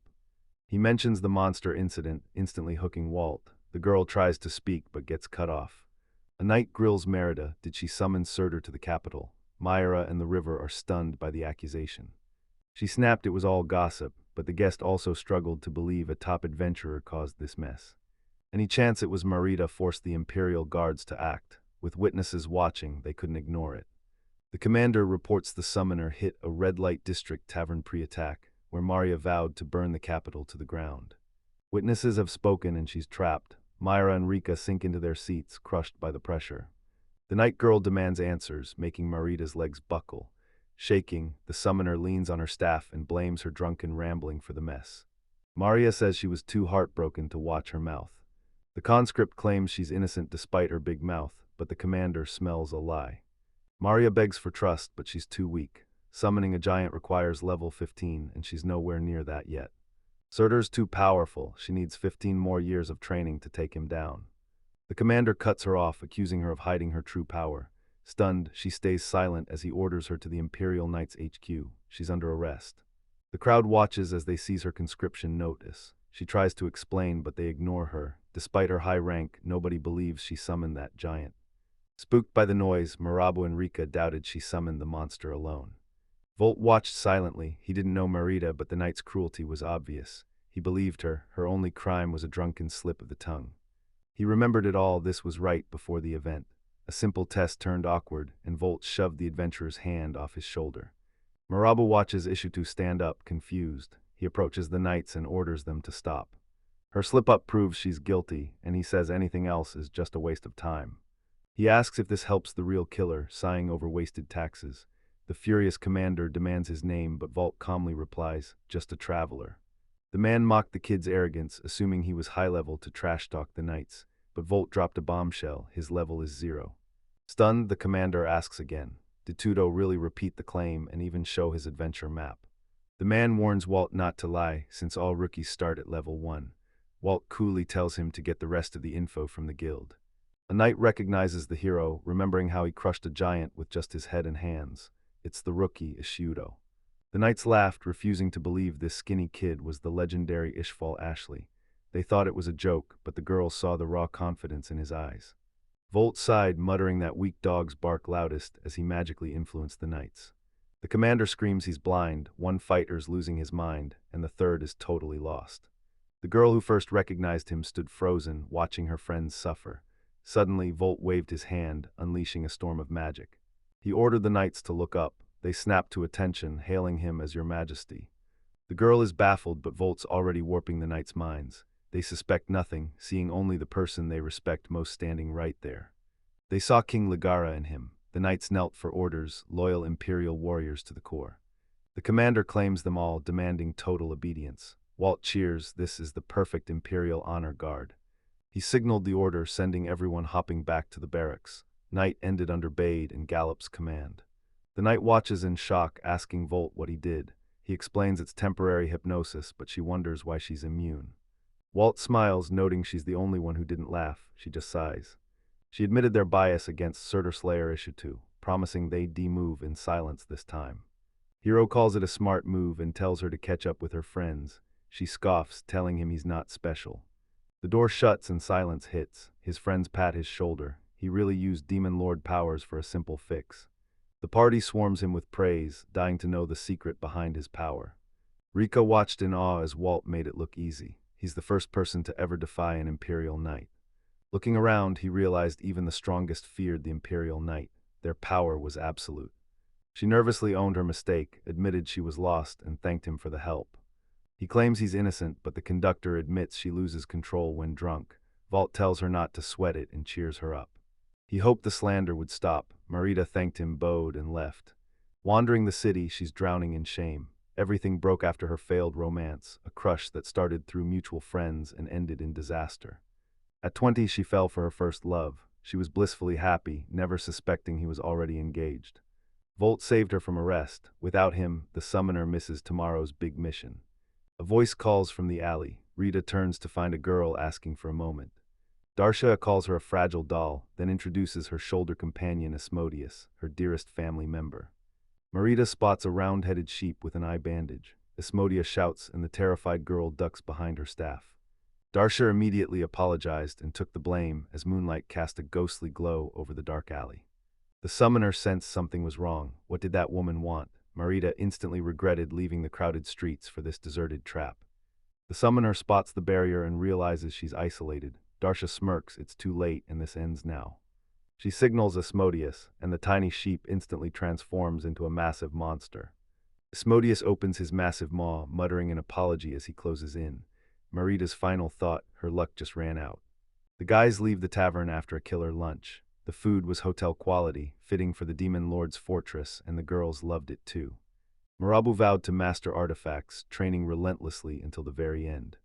The guys just need to wait. Her friend's confidence fires Rika up, and she asks if it's a special gig, like breeding irises. Myra smiles, revealing the real hero is an artisan's kid who loved knights and accidentally became a master teacher. He became a legendary master. The girl loved her grandpa's story and laughed. Myra snaps at Lu for laughing, but he's just glad she found a goal. Suddenly, crowds rush past to see Ross Weiss, and Volt watches them go. Nearby, the Silver Wolf Knight stood tall. The crowd cheered for victory, expecting greatness from these elites as they prepared for their massive mission. River and Measure shouted the moment they saw Iris. They worship elite adventurers and were starstruck to meet a living legend. Marabo jumps to see over the crowd but fails. Tearing up, she begs Ishuda to lift her, but he shuts her down, calling her a little girl. Volt didn't expect the squad to be this ready. They drop a dragon in an instant. Iris spots Ishudo in the crowd, smiling and waving. He waves back. Everyone realized she'd picked one of them. Iris's fans wondered, was this how she greeted her secret lover? Elsie walks up looking cute in casuals, greeting the guys and noting their early start. Volt's adapted to the road but misses his old routine. Elsie smiles, this is the heart of adventure. The hero asks why top adventurers are parading, then spots familiar monsters in fancy gear. They see him and freak out. She says the Verdil Legs advice created the third dungeon research group, and now they're hosting this demo. Elsie says the notice was on the guild board, but Volt saw nothing. He asks if this is common, but she says only elite pros raid the nation's biggest dungeons a few times a year. Elsie remembers visiting Balio's sanctuary last year, the place they found Ishutodo. The squad hits the last unconquered dungeon, royally guarded, Gracio's the Witch's Labyrinth. 2 scout teams failed, leaving the dungeon ignored for a decade. Elsie suspects the guild master sent a third team just out of curiosity. River eyes the Witch's Labyrinth, Maraba hunts for a way through, and Elsie's ready to explain everything. Witches are born with mysterious powers, using them to create unique dungeons across the world. Marabu notes which dungeons vary by creator, while LS warns their complex traps make them far deadlier than normal. Krakaz rebuilds itself every 9 days. Volt wondered, what witch has the power to create this? No one knows how deep this dungeon goes. It's so deadly Elsie's team stopped at floor 3, but one guy is already itching to dive in. Elsie blocks the dungeon, refusing entry regardless of the boy's power, while Walt fumes at the decision. The girl realizes she's late, apologizes, and bolts. The boy knows he's the reason Elsie's behind schedule. Marabu shouts the parade's ending, then suddenly points to. Heads turn for the stunning girl. She's gorgeous, confident, and has a tiny sheep perched on her shoulder. The crowd spots Marita. Even with a new look and no glasses, they recognize the summoner. One local plans to corner her after the parade. They haven't forgotten that tavern incident. Rika and Marabu saw the change since last night, but Marita looked incredible. Volt agreed. The summoner looked totally different now, but he still recognized that face. Sensing his gaze, she speaks to Volt's mind, hailing her one true master, the Demon King. He's shocked by Merida's telepathic plea, but notices a new animal on her shoulder and a voice that sounds completely different. Forget dread, Marita's overnight change confirmed the truth. He was the true demon master. Gracio's the Witch's Labyrinth, a trap-filled dungeon where Iris and her team battle monsters. Wiping her brow, she realizes they've already pushed deep into the dungeon. Ludus is fuming, 9 days of grinding and they're only at layer 4. Helda warns they've got just 2 hours left. Final floor, 0 time. The witch warns old maps are useless. The dungeon resets every 9 days. Ludessa and the witch celebrate hitting the 4th layer as Iris' squad reports the rear guard is safe with 0 losses. Ludessa notes new records are worthless after the structural shift. Bored and restless, she realizes there's no real adventure here. Ranzel objects reminding everyone they've already crushed 3 guardians and scored massive loot. Adventuring with Mrs. Iris was her ultimate happiness. She was bursting with emotion. Ludessa wasn't celebrating. She called Iris naive but enjoyed her company, even though this dungeon was a total waste. Ranzel warns her friend to stop being narrow-minded, mocking Ludessa's empty chest. Ludessa misinterprets the jab while Iris agrees with both. 9 days underground and it was worth every second. Together, they solved puzzles and crushed every floor guardian. Iris wouldn't let their journey vanish. She asked Helda, "Can we still escape the dungeon if we stay?" The witch is speechless. No one has ever survived a dungeon reset and returned home alive. That's why it's called the man-eating dungeon. Helda warns, "Escape now or you're next." She forced her mind blank, but the night cut right through her. She asks if this is the end, but Helda explains witches prize 3, 7, 9, and 12 while loathing 4, meaning the final floor is. Far from the end, a new path opens. Iris stays hyped, and Helden respects her grit, even though the sorceress is exhausted by the 4th layer. Iris asks her witch partner who built the dungeon.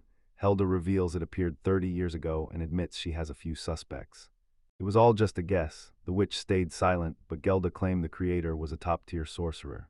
Normal witches can't build multi-level dungeons. Iris knew these ones were special, but she kept Gel in the dark. The witch claims the dungeon creator is just like Hortensia. Iris just smiles politely. Hilda agrees the dungeon rules are a nightmare, but the teleportation ban is the worst. Now they're trapped.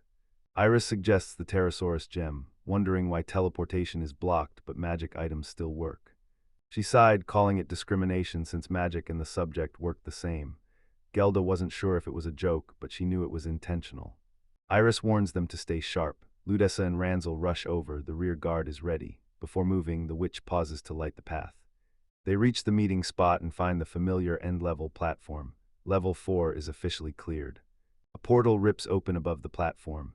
Gelder shouts a warning as a massive dragon emerges, the 4th layer's guardian. Burgunt the stone dragon landed first, beating his rivals to the platform. He scanned the crowd like a predator hunting for prey. The wolf, fighter, and hunter draw their weapons, but Ludessa is itching to crush the giant basilisk. They struggled before, but the teams leveled up. This time is different. Iris draws her weapon and points it forward. She rallied the knights, promising they'd all return home safely. Then, the crowd swarmed the dragon from every side. 2 days before the dungeon, Marabu breaks down, trashing her room in total confusion while her friend next door sips tea, listening to her usual midnight chaos. The girl's losing it, screaming it's unforgivable, while Rick snatches the papers midair and folds them fast. Marabu slams the table in despair, not a single master among the scouts. Rika calms her, setting their sights on Lucas's plane. It's a half-day trek, so they camp out for the night. She proposed an adventure, echoing the guild's mission. Rika cheered her up and handed the documents to the master. The river signaled the scouts' return, risking a run-in. As she spoke, Vault cut in with a question. He grills Rika about the summoner Marita. She claims they've never met, but he's certain she's hiding the truth. The river reveals Marita's a pro-mage, but she's a total loner who always quests solo. Confused how Marita solos with slow spells, Rick reveals she joins temporary parties, so she's never actually alone. She calls summoners destructive but weak adventurers, like mere craftsmen, until Marabu looms behind her, fuming at the insult. The river shut it down. The valets saw their methods clashed, but Merida was a true elite, reaching high-level status at a young age. The girl reveals the summoner's unrequited love and the giant summoning charges. Rika mutters that trouble always follows Meredith. Mirabu asks Ishuda if saving Marita and fixing her mess wasn't cool. Mistress falls in love, but the hero calls her childish. She pouts, but he ignores her and orders everyone to bed. Volt scanned the intel. Marita used telepathic love to wake his demon lords. He had to confront her face to face. Dragon dead, Iris sighs as her battered team recovers. Ranzel notes it was just as lethal as the last one, but Iris and Ludessa are just glad everyone survived. Despite the injuries, they didn't need Asudo's help tonight. Her team had finally leveled up. Ransel offers a potion, but Iris knows if Valtz were here, the fight would be over with far fewer casualties. Ransel dumped the pathetic weakling, sick of the lady's concern. She admits Ashudo's elegant fighting style is all she can think about. Hilda says meeting Volt was a massive boost for Iris, who absolutely crushed the fight. Iris thanks the team but warns the road is long. They down the level 4 Guardian in an hour, but many are still wounded. Ludessa says Iris's only flaw is being too hyped, but a knight should just celebrate. She agreed her partner was right, so Ludessa suggested thanking Iris. The hunter claims they'll breeze through the 5th layer, but Iris shuts him down, they're out of time. Ranzel and Geldo peeked into the next level. The dungeon wasn't over, and they knew it. The witch warned them to turn back before it was too late. Iris introduces Commander Lance. His voice booms louder than hers, and she's loving it. She rallied the squad to give their all. They'd already hit the unknown 4th floor and confirmed a 5th, despite the dungeon being unfinished. Ranzel declares the mission complete. The expedition is over. She says they're exiting the dungeon via the Terrasorge M first, heal the wounded, lend a hand to speed things up. Left alone in the dungeon, the huntress scans the papers and realizes one name is missing from the list. UDSA says 96 entered level 4, 90 moved on, leaving only 5 girls. 1 person is missing. Iris was baffled, the count was perfect. She looked at Gelda and saw the witch tracking something. Hilda orders the shadows to stop hiding, and a girl steps out to face them. Iris recognized her. The darkness asked if she was the summoner Marisha Ibro, but the girl just gave a mysterious smile. Ludessa's curious about the missing name, joking that this troublemaker scared the 4th group into ditching the dungeon instantly. Maria smiled, calling it a small price for their big mouths. She hated their overfamiliarity. Lance is livid. Setting fires and risking lives is overkill. A warning would have sufficed. Hilda tells Iris to step aside. She blasts the fake Merida with liberation magic, trapping her between 2 glowing pentagrams. Admitting her mistake, the witch faked the summoner's role and hid her history with Hilda. She apologizes and transforms, shocking Iris as her true face is finally revealed to everyone. Eris saw a fragile doll, but like the rest, she sensed a hidden danger. Meet Darsha, daughter and sole apprentice of the great witch Brighin, who greets them with a warm welcome. Iris spots the owner of Gelda's prophecy book. The witch grins, introducing her familiar Asmodeus and teasingly asking if he's cute. The demon snaps that calling him a little creature is rude, shocking Ranzel and Ludessa, who had no idea he could talk. Gelda asks if Darsha is Brighin's daughter. She confirms it, but Gelda's stunned. The witch never had a family. Darsha just laughs. The world is too vast for any witch. Unless you're a god, 1 lifetime isn't enough to know it all. Gelda eyes the staff, asking if it's Brighin's or Vezirus's legendary artifact. Darshan realizes the witch's experience is real. Helda remembers, a pro summoner with a matching staff can summon almost any beast. Everything clicked for the witch. Darsha summoned the fire giant, leaving her team in total shock. Darsha saw Gilda's brilliance, no surprise she was her mom's rival. But when Gilda called Brighin just as sharp, the sorceress denied it, claiming she was. Helda claims it's jealousy, wounding Darsha's pride. Enraged, she refuses to let her mother be insulted. To her, it's an undeniable fact. Darsha glares at the witch, muttering about manners, but Helda waves her off and asks for her plan. Darsha unleashes a giant surtur in the capital, disguising herself as Marita to infiltrate the recon squad. Helden is baffled, but the villain just smirks and tells her to start using her head. She drops a hint recon wasn't the real goal, and releasing the scouts served a secret purpose, leaving Ludesha totally stunned. Darsha refuses to enter the dungeon for anyone. Helda suspects Brighin built the place, and Darsha's words just confirmed it. The witch mocked Held's slow progress to the 4th layer, admitting she overestimated him. Ludessa lunged in a rage, but Ranzel held her back. Bersha questions Helda's effort, asking why she didn't dive deeper. The witch replies that coddling Iris and the crew won't make them stronger. The villainess mocked Helda, a legendary witch turned nanny. Helda glared with pure contempt, waiting for the chatter to end. They'd already wasted 30 minutes. The witch warns the dungeon is dangerous during recovery, but Darsha isn't worried. With Asmodeus to protect her, she's staying put. The 5th level was open and Helda was hyped. She didn't care what happened to Darcia, who just thanked her and told her not to worry. Darsha hesitated but spared the witch. Iris disagreed and stopped the villainous cold. Is the real Marito alive? The witch says she only copied her data to steal her look. If she's lucky, someone will find her. If their friend isn't found, she's dead. The boys are terrified and Iris is livid, but the witch just laughs, asking if they really think she's heartless. She urges Iris to kill Marita now, but Iris wants to savor their goodbye. Behind them, the 5th floor door opens and stairs appear. Iris asks to free Darsha, but the witch says escape first. Suddenly, the villainess remembers her unfinished spell. She finishes the spell, waves the legendary wand, and summons a mad-eyed Cerberus. Darcia declares victory and walks away. Ludessa sees the beast, no time to fight. Ranzel yells for the Terrasser stone, but it's already dust. Delta hasn't seen a Cerberus in a century, but she knows its threat. It blocks all escapes and resists magic, a hero's worst nightmare. Teleportation and artifacts are blocked, and they've run out of time to trigger the dungeon's restoration. Iris refuses to back down. She knows they still have a shot, and her mind immediately turns to issue. Night falls on the Lucas Hill camp. Fires blaze among the tents, but Volt scans the area, sensing something's wrong. Muir and Rico grin at the grill, telling their friend they ate every scrap of meat. He's livid. He asks how Murab finished her plate so fast, but she jokes barbecue is a battle. He warns her to slow down as Rika hands Volt food, asking if he noticed anything. He was right, even off-season, the place was buzzing like a festival, and Rick finally felt the hype. She thinks the party is for the returning scouts.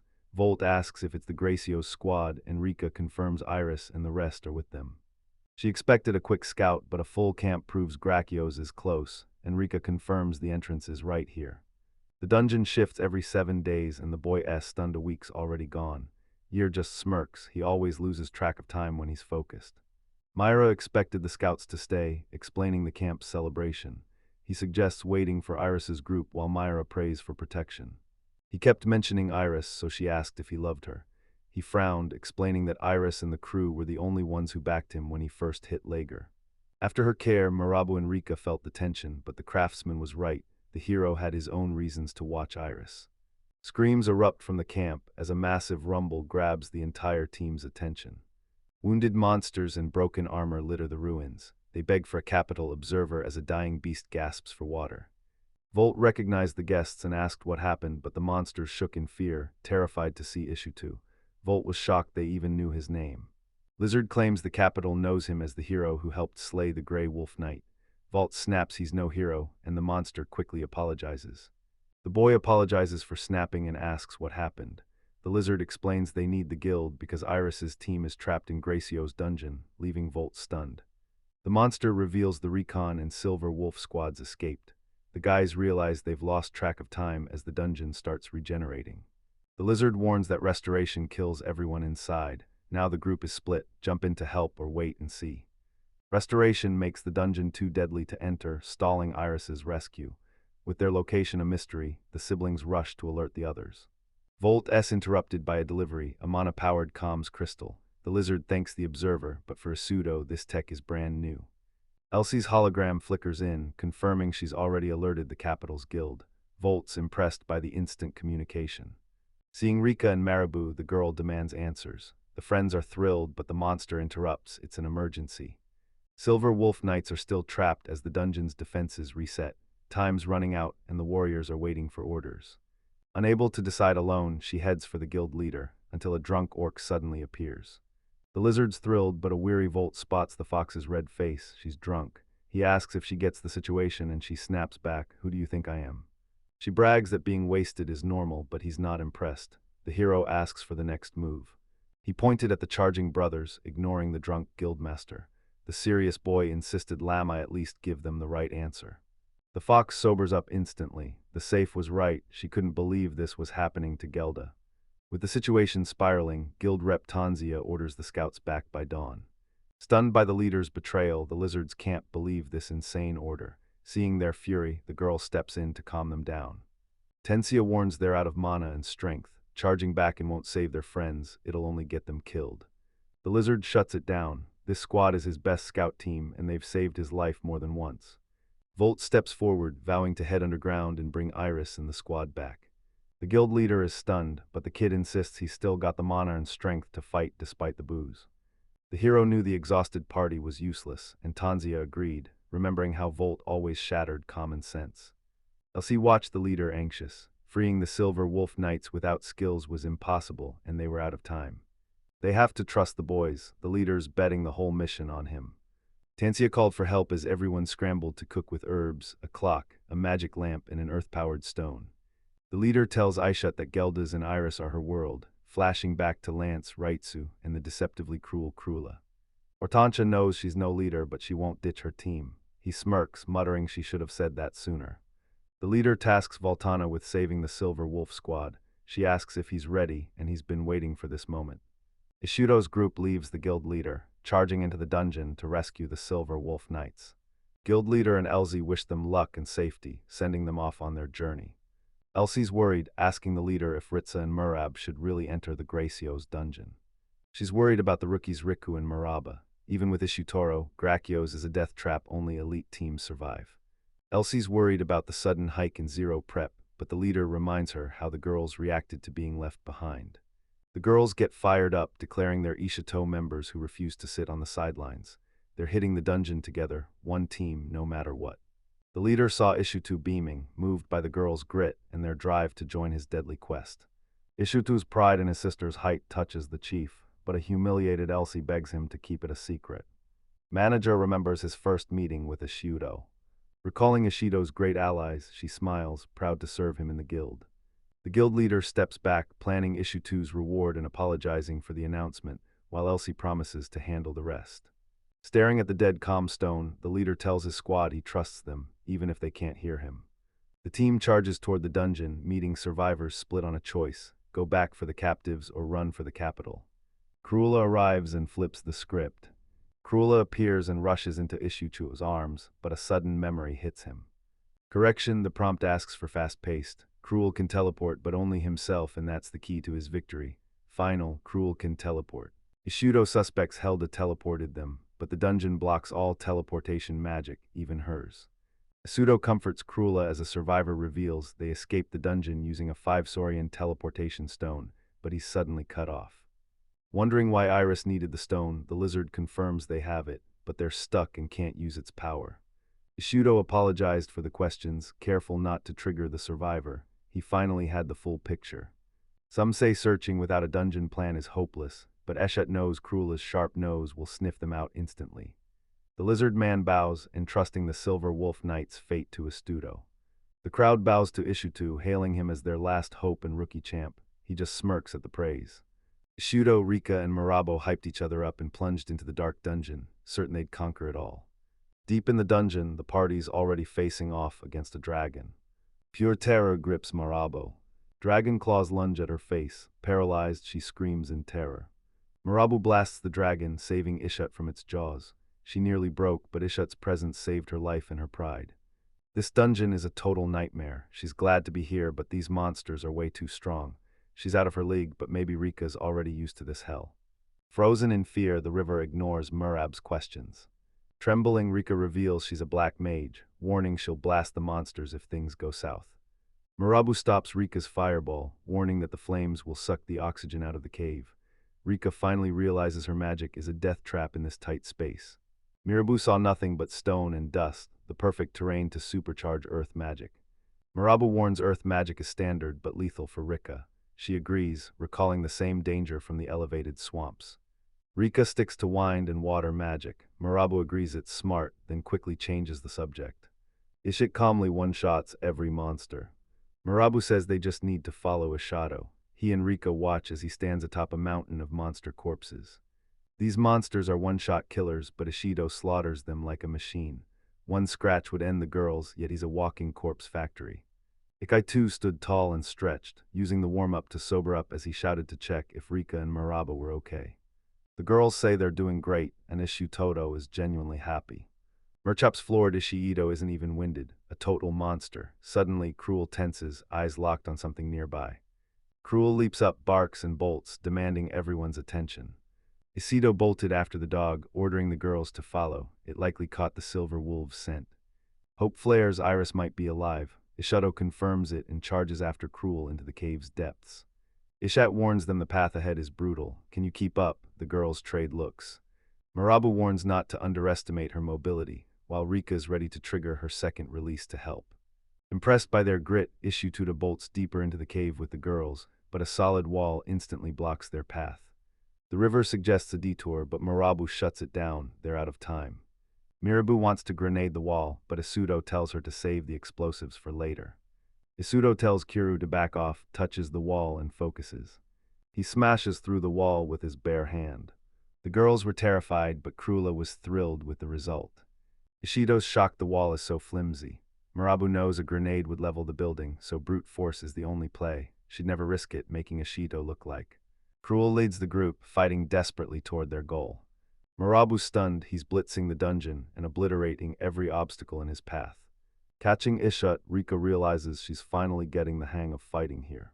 Forced to use water and wind instead of light, Rika shouts to cover Ishido, but her emotions flare, and she accidentally blasts his back with lightning. River apologizes, but Ishido jokes she better prep for his counterattack. He's exhausted from smashing stone forts, and they're still nowhere near their goal. The girls aren't tired at all. Maribu's potions have them hyped and ready to push forward. Relieved the girls are safe, he's stunned by Murabu. She's crushing the trek and hauling all their gear without a single complaint, shocking even herself. Smiling warmly, he praised Muraba, admitting that despite his doubts, he sees her potential to become a master of artifacts. Murabu froze, her face flushing bright red at Ishut's compliments. She loves the praise but scolds him, saying flattery won't work. Ishido catches her blushing and asks why she's turning red. He turns to the next wall, waves to Murab, and tells her to chase her dream. He's always ready to help. Standing silent, she remembers her vow to get stronger and his instant command, just trust me. Murabu feels the thrill again, realizing she's gone soft worrying about Ishut, while he smashes through another wall and stands stunned by what he finds. The girls rush over, stunned. Staring into the bottomless abyss, River wonders if they've reached the deepest circles of hell. Ishido reveals they're in a dimension where physics don't exist. A terrified Murabu asks how he can stay so calm. Murabu snaps at Ishiu's lack of reaction, but Ishiu's been here before. He's not scared. Now what's Krull's take? Cruel stared into the abyss. Kull dives in, Ishitu backs him up, ordering the girls to follow. Murabu's terrified, but Riko pushes on. Murabu hesitates, but there's no turning back. She steels herself and follows her friends inside. Iris faces the massive Cerberus. Drained by the endless war, she hears Gelda shout. Gravity magic is keeping Grachios standing, so she can finally disable the midnight trap. Irizar's ready to devour him, but Iris warns the labyrinth won't stop even if they fight. They're in deep trouble. Gelda's magic is running dry. She prays Cruel finds help outside. Lance cuts her off. Cerberus is the priority. Iris agrees, and Lance declares her name, claims short battle mastery, and charges. She unleashes Storm and Enslot, her armor glowing as it shifts into high-speed gear. Ignoring Helda's warning, she charges Cerberus alone. Gelda charges as Lance strikes all three Cerberus heads, dealing massive damage. Everyone cheers as Lance slays Cerberus. She's glad she protected Iris, but Iris suddenly screams a sharp warning. Mid-flight, Lance spots a massive, enraged Cerberus tailing her, its eyes locked on for revenge. The beast lunges at Lance. Iris screams and rushes in to save her friend. Iris nearly dies saving Lance from Cerberus, but Ludessa shouts she'll handle the rescue herself. Gelda maintains her gravity magic, telling Iris to listen to Ludessa. Iris asks about Cerberus, but despite defeating him once, Gelda remembers nothing. She reveals the secret: destroy all three heads at once or Cerberus won't die. Iris refused to accept the end, but while she's distracted, Cerberus sneaks up behind her. The beast slams Iris aside. Hilda and Ludessa rush to her, terrified. Iris struggles up, realizing Cerberus only reacts to physical hits. The girls can't handle three heads alone. Iris tries to stand, but she's completely spent. She refuses to die. She has friends to protect. She snaps at herself, insisting she wants no part of this. He called me Ishido as his hand burst from the ground. Ishiu pulled Iris close, claiming he'd searched forever to find her. Stunned, Iris looked at her savior with hope. Ludessa and Helda are stunned as Ishido arrives to save them. Holding Iris close, he apologizes for the long search as she whispers his name. He slung Iris over his shoulder and dodged Cerberus's strike. Something was off. Iris shouldn't be struggling this much, and her team shouldn't even be here. Ludessa's hyped for Ishido's clutch arrival, but Helda's stunned he bypassed the supposedly rebuilt dungeon. Rika leaps out, cheering that Cruel got them here. Helda recognizes her, the girl who froze Cert, and calls out her full name. Rika's embarrassed. Hilda knows her. She tries explaining Krull is tracking Ludessa's scent, but gets cut off. Cruella and Lutza lunged into a joyful embrace, shouting with glee. Cruella and Ludessa reunite, but Murabu interrupts to apologize for the trip. Helda's confused, so Samrabu introduces herself as an Issue-2 team craftsman. Myra recounts their hunt in Shudo, smashing through walls to reach them, leaving Geldo impressed. Gelda's stunned as Ishido shatters dungeon rules to become their savior. Overhearing her, Ishido's shocked. It's not every day you're called a hero. Cerberus halts his attack, and Isuto jokes the beast is smart enough to sense his power. Iris warns Ishuto that Cerberus is a true underworld guardian, far stronger than the giant seeker. Ludessa adds that its special skill makes the Pterosavra stone useless. Ishiad stays to fight the dog, ordering the team to escape. Marabu's sudden scream makes her spin around in horror. Insects swarm their escape route. The plan is dead. Ishuto's fighting insects when Cerberus lunges for him and Iris, but he reacts fast and dodges the beast. Isuto dodges the monster's strikes and asks Iris which bugs are blocking their escape.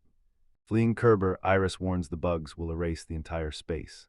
Ishumo realizes their only escape is killing Kerber to unlock teleportation. Ishido reveals the guild leader's rescue mission. They're finally ready to escape. Iris awkwardly asks to be set down, then stops Ishido from charging in alone.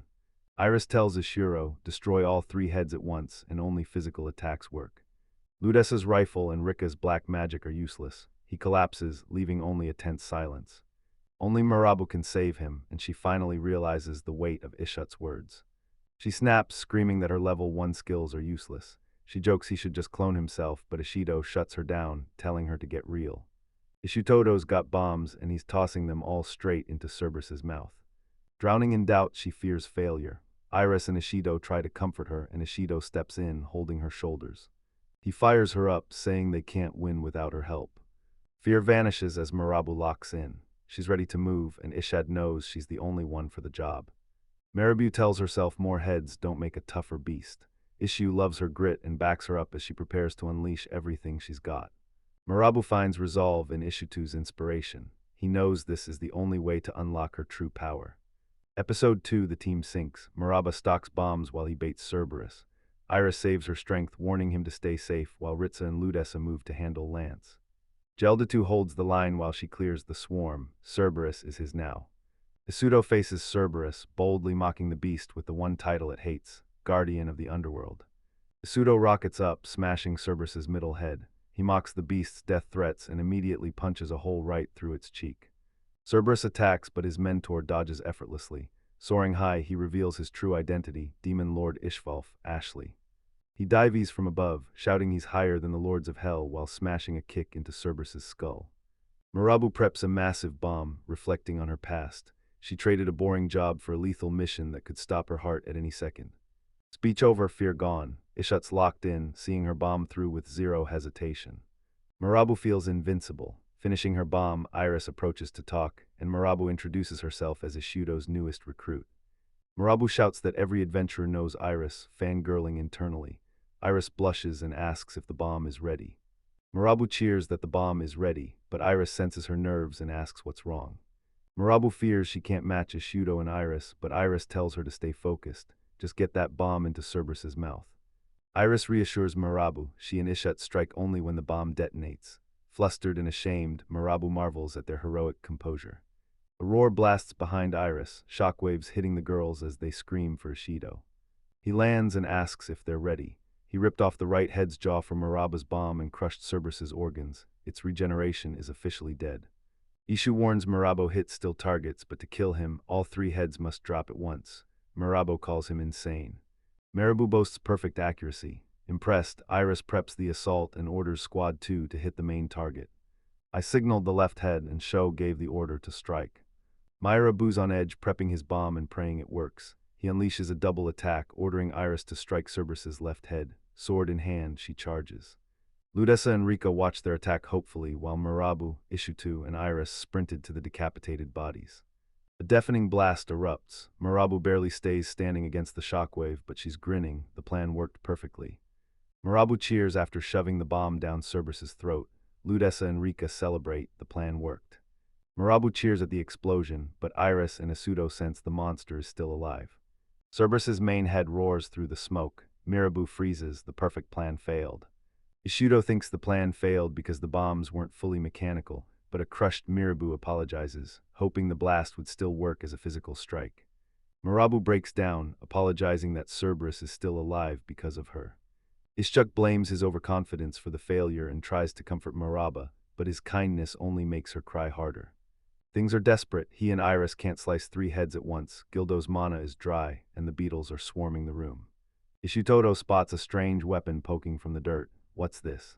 Iris reveals her dragon spear. Ishido asks if it can trigger a massive blast. Iris calls it a legendary artifact, one hit on Cerberus, and Iris explains only Lance's superhuman strength can wield the spear, as even elite knights can't budge it. Ishido eyes the weapon, sensing its massive weight. His skinny arms can't lift the massive spear, but he remembers Murabu treats weapons like simple tools. She's the one to throw it, he calls her. He brings up her boast about throwing anything. Through her tears, she hangs on Ishiat's every word. Iris hesitates to throw the spear, so Ishuvdo asks Murabu to step in. Murabu confidently declares weight is no issue, she'll handle the throw. Murabu nears the spear, gritting her teeth. It's just an object, she snaps at Iris, calling the talk nonsense. Powering up, she screams that she can do. Murabu lifts the spear. Ishido cheers while a stunned Iris watches. With Cerberus still down, Ishido yells it's their final shot, promising a victory feast once they return. Ishido orders an all-out strike, and Iris and Murabu instantly launch their second wave. Mirabu hurls her spear, boosting its speed as Iris dives at Cerberus. Ishido stunned, Mirabu can manipulate velocity. Ludessa and Rika scream their support, rallying the guys to win. Murabu and Iris charge Cerberus together, screaming it's over. Cerberus senses the strike on every head. Murabu's spear flies true while Iris readies her blade to strike. Every strike nails Cerberus's heads with perfect precision. Cerberus's killer steps forward, oozing confidence. While Iris and Mirabu pray their plan works, the stranger mocks the beast with a final chilling promise. Today, Cerberus is. Surrounded by ruins, she nears the entrance. Gracchus devours all life, she warns. This Drash witch laughs, boasting about a priceless gift from her mother, as she leans in to uncover the secret inside. Dresha's shocked by a doll, but her shoulder companion senses zero aura. She agrees it's totally normal. She's certain her mom left the doll. With the dungeon cleared, her friend asks, seal it or keep it open. Her answer, her mother built this place. She leaves the doors open, her partner agreeing. Her dungeon journey is over, now it's time to uncover the demon lord. Drasha heads out with a grin, joking she's way busier than she looks. In the capital, he sneezes, someone's talking about him. He's stuck in the middle of a massive, noisy crowd. Word of the Labyrinth rescue is spreading, and the capital is hailing Ishido for saving the Iris group, but he hates the fame. He's sick of everyone calling him a hero. Ishido grumbles as rumors fly faster than facts in this crowded hub, and he hates being the center of gossip. He stands eyeing the envelope. Ishido still remembers the shock when Iris delivered that letter as his reward. Ishat finds a coupon and thinks it's for food, but a confused Iris reads the fine print, 1 date per day. Ishido reads the coupon and blushes. Iris explains the leader chose the reward, hands it over, and bolts. Ishido spots Iris's signature on the coupon.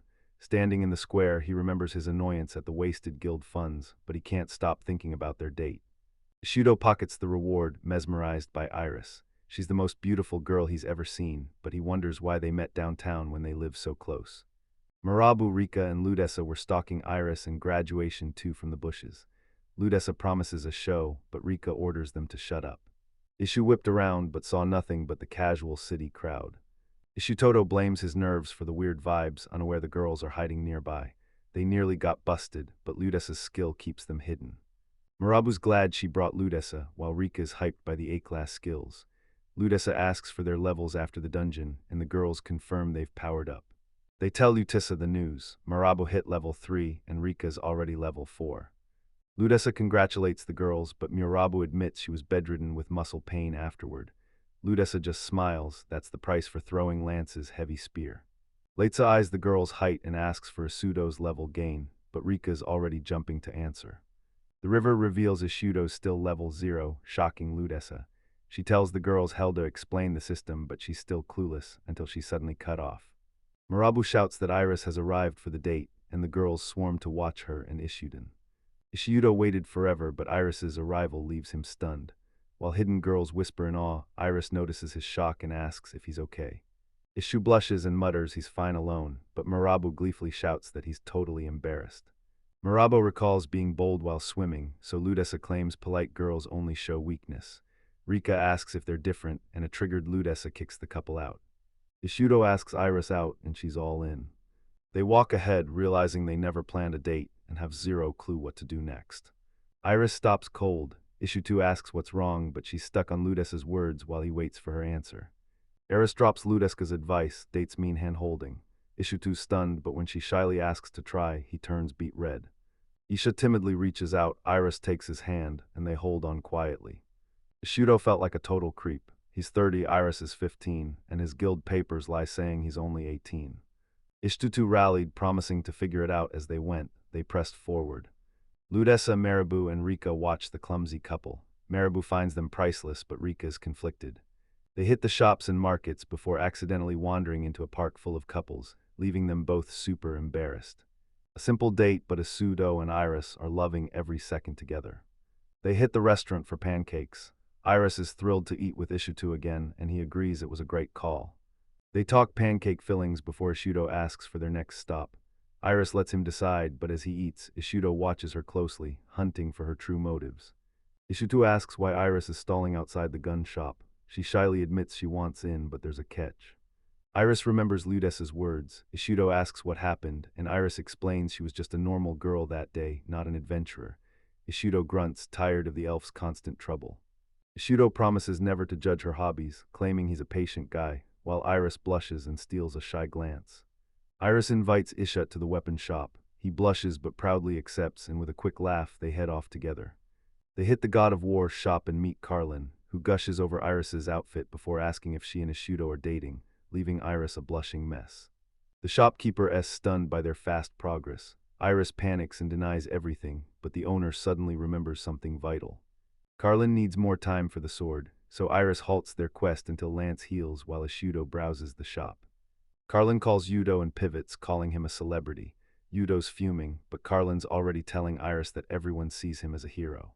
He hated being called a hero, mentally begging everyone to just stop. She was recounting his weaponless rescue of Iris's group, but suddenly pivoted to the sword Ishido was hunting. Ishtutu's blanking, but Carlin reminds him they already covered the Eastern Blade Saber and demonic ore. She's researched a race of demonic iron masters. Hooked, I demand to know who they are. Carlin identifies them as Nomi, a race of fairy blacksmiths. Astem claims he's never heard of this race, but he's suddenly cut off. Carolyn reveals monoreactive blades like the Eastern Yagaten are magic swords, sending Ishutro's heart into overdrive. He seeks a magic sword from the dwarves, but remembers their blades shatter the second Jesudo touches them. Carlin gets it, but the gnome village is in danger, and Iris confirms the threat. Iris explains blacksmithing is a dying dwarf tradition. Carlin adds the youth are ditching their homeland without regret. Ischut wonders, are dwarf smiths really that rare now? Carlin reveals they're gone, shocking Isuto. She apologizes for the dead end, but Isuto insists her info was enough, leaving her beaming with joy. Carlin tried to act humble, but her wagging tail gave her away. She was clearly loving Ishido's praise. Walking together, Iris brings up the witch Darshi. Ishido heard she's the dungeon's scapegoat, but Iris warns he doesn't know the real story. Iris reveals Darsha was posing as Marita. She summoned that Cerberus, and Iris is ashamed they fell for her trap. Ishitu clocks Draska's transformation magic, recalling Murata's odd behavior. Iris finds the real Murata alive but amnesiac, leaving Ishitu relieved she's safe. The Russian witch hunt continues, but Iris doubts the guards will find her. Ishido's stunned, but Iris reveals Helda is on the case. Iris reveals Helda's buried in the library researching Drosha. Drosha claims she's the witch Brickhin's daughter, but Helda knew Brickhin and doesn't. Bridgin and Lizarag are total mysteries, known only for spreading evil worldwide. To uncover the truth about witches, Ishitu must confront Helda himself. Eris and Ishitu were about to leave when a shout erupted from across the street. Recognizing Damon's voice, Eris sensed a fight and the duo charged toward the shop.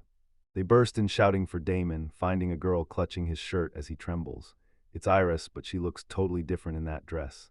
Iris snaps at Damon to stop flirting and orders the girl to let go, but she clings tighter with a suspicious glare while Damon still butchers Ishida's name. Ishton mocks her memory, but she recognizes him. Damon confirms it's him, leaving the baffled couple demanding answers. Damon yells that Ishido broke her sword as the two lock eyes, ready to clash. Ishitu admits he broke the sword on his first visit. He owns the guilt, but Iris jumps in to defend him, claiming he wasn't the only one at fault. Iris interrupts, confessing he broke the sword. She drops Damon, calls Ishitu's name, and stalks toward him. She threatens to take Ishut down, but he laughs off the challenge, warning her that he's way out of her league. Seagun approaches, introducing herself as a dwarf. Ishut confirms her race from his talk with Carlin, but Damon is floored. He's never seen a female dwarf before. Ishutoto calls her name, arms crossed. Seijin approaches, asking for her next move. She grabs Isuto's vest and proposes, but he thinks it's a duel. he fires back with sarcasm, shutting her down instantly. Shocked, he turns pale and screams, "What?"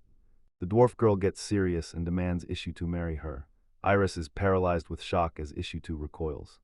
Saijin steps forward and proposes, but an outraged Essis has no clue what she's talking about. Watching from the window, the girls are stunned. Marabu's panicking over the sudden proposal. Ludessa's loving the drama, but Rika's on edge. She doesn't. Ludessa figured Ishudo was just busy, but Rika couldn't call this normal. Moments later, she spoke up. Vesela's hyped for a celebration. Mirabu's done waiting for Iris, but Rika thinks the joy is totally out of line. Ishu facepalms, baffled by Sejin's insane idea. He refuses to agree. He barely even knows her name. He questioned gnome traditions while Agwina the lizard stayed silent, but the owner knew she was a gnome despite her unusual look. She confirms she's a gnome with giant blood from her mom. The crowd is stunned as Sagan turns to Ishut. She asks how to win his heart, but a flustered Ishtu snaps, telling her to stop making a scene. Sagan lunges, but the boy slips away. A quick blur later, they freeze in fighting stances, ready to strike. He watched them move in shock as the girl gripped him tight. Even using a fraction of his power, he was already too much for a normal person to handle. Yashut admitted it, she wasn't weak. Honestly, she was good. She vows nothing will stop her from becoming the top blacksmith. Respecting her grit, he decides to push even harder. He cranks the pressure, forcing her to arch and stumble. She screams his name, blindsided as the tension hits its breaking point. The floor cracks beneath her. He knows someone's breaking him, her, or the ground, and she refuses to back down.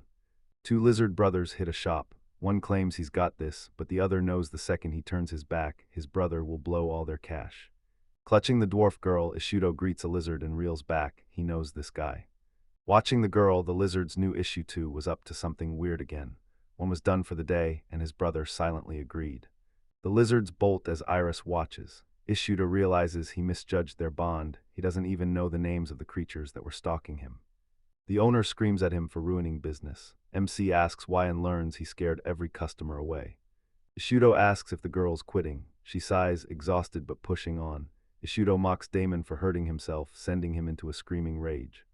Eris and the dwarf girl are back at the door. It's happening again. Issue 2 apologizes for ditching Iris mid-date and admits Doman was right about his feelings for her. She investigated but can't confirm anything yet. The dwarf drops a massive war hammer on the table. Iris knows it's no toy, but Sagan just mumbles to himself. She reveals Mjolnir, the legendary battle hammer passed down through their family for generations. This 300-year-old hammer is a legendary relic. Sigyn received it from the elder when she left home. Her family are warriors, but she chose the forge. She remembered a brilliant idea she'd once had.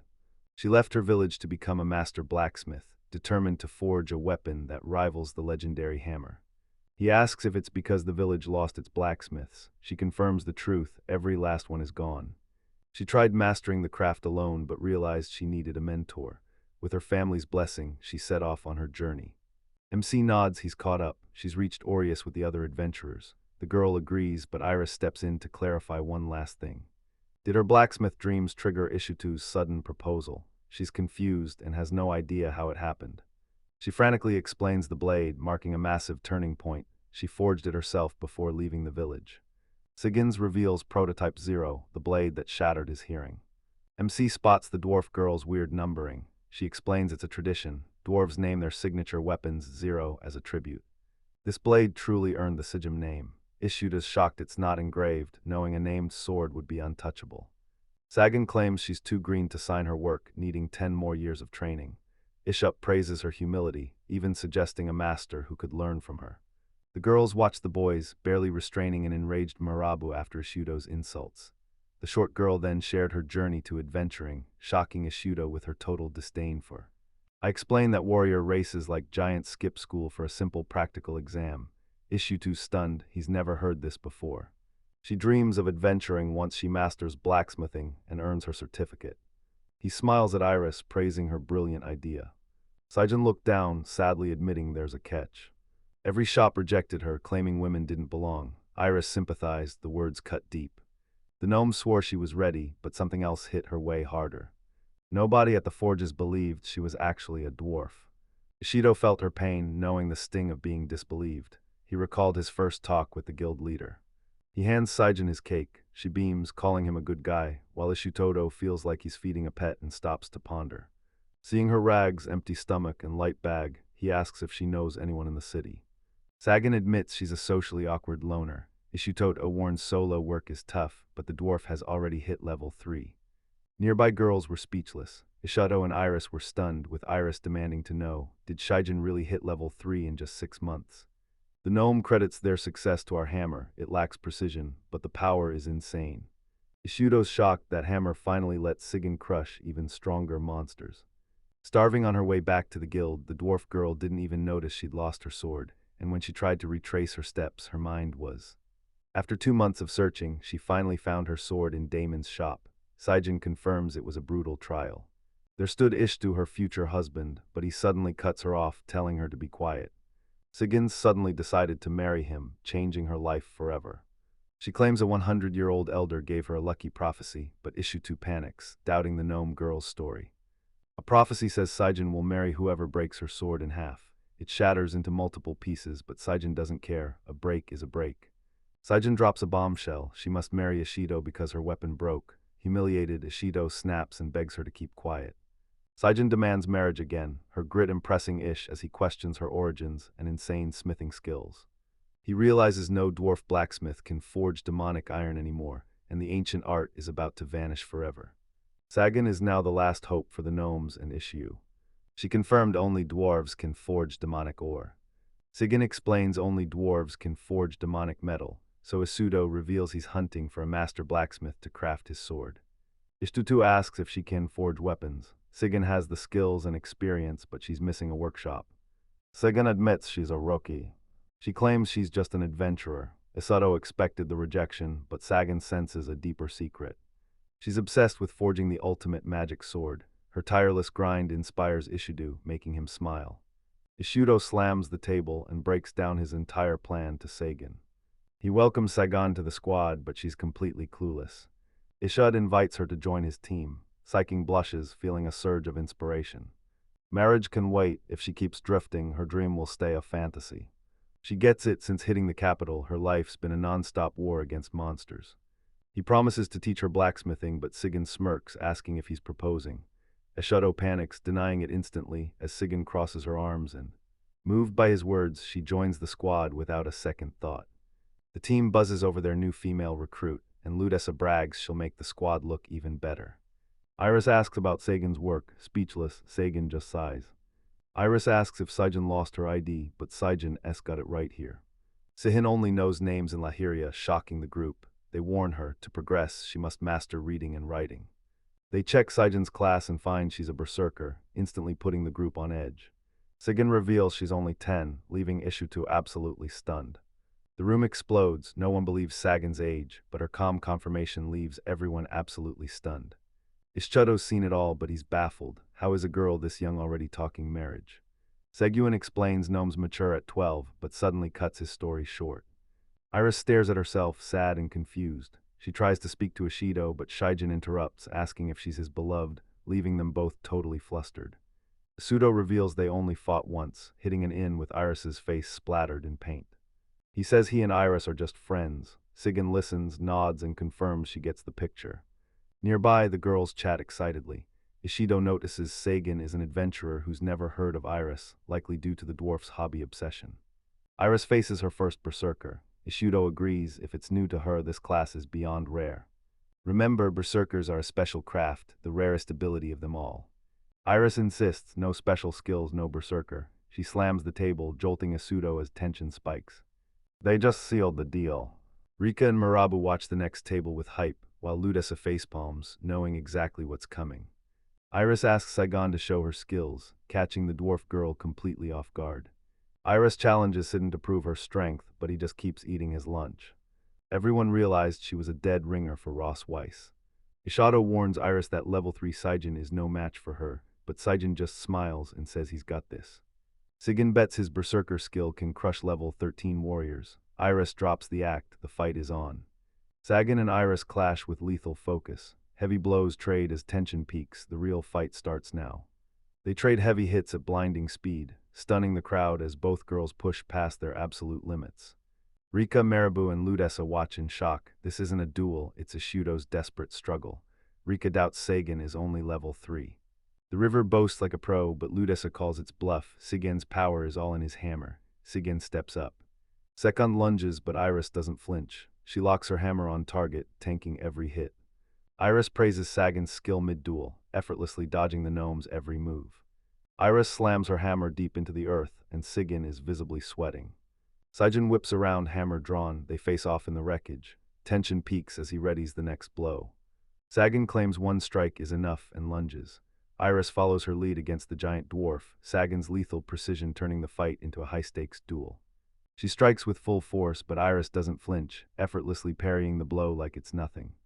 Iris admits stopping the Saigon strike was effortless, puffing her cheeks in frustration at how easy it was. They trade fast, heavy blows, both laser-focused on the win. Sagan's certain, in a fair fight, she's unbeatable. Iris agrees out of pity. Sagan's stronger, but there's a catch. She explains Saijin is nothing without his weapon. Iris dodges, her opponent trips and drops her hammer. Sihin hit the ground, glaring at her opponent with pure bitterness. The crowd's already picked their winner, hyped by the show and her insane skills. Rika is stunned by Iris's power as Marabu sighs in relief. Ludessa laughs, demanding attention. Sigen kneels, eyes locked on a calm Iris staring down. Eris is visibly annoyed. She tells Saijin she needed the berserker to win, and he completely agrees.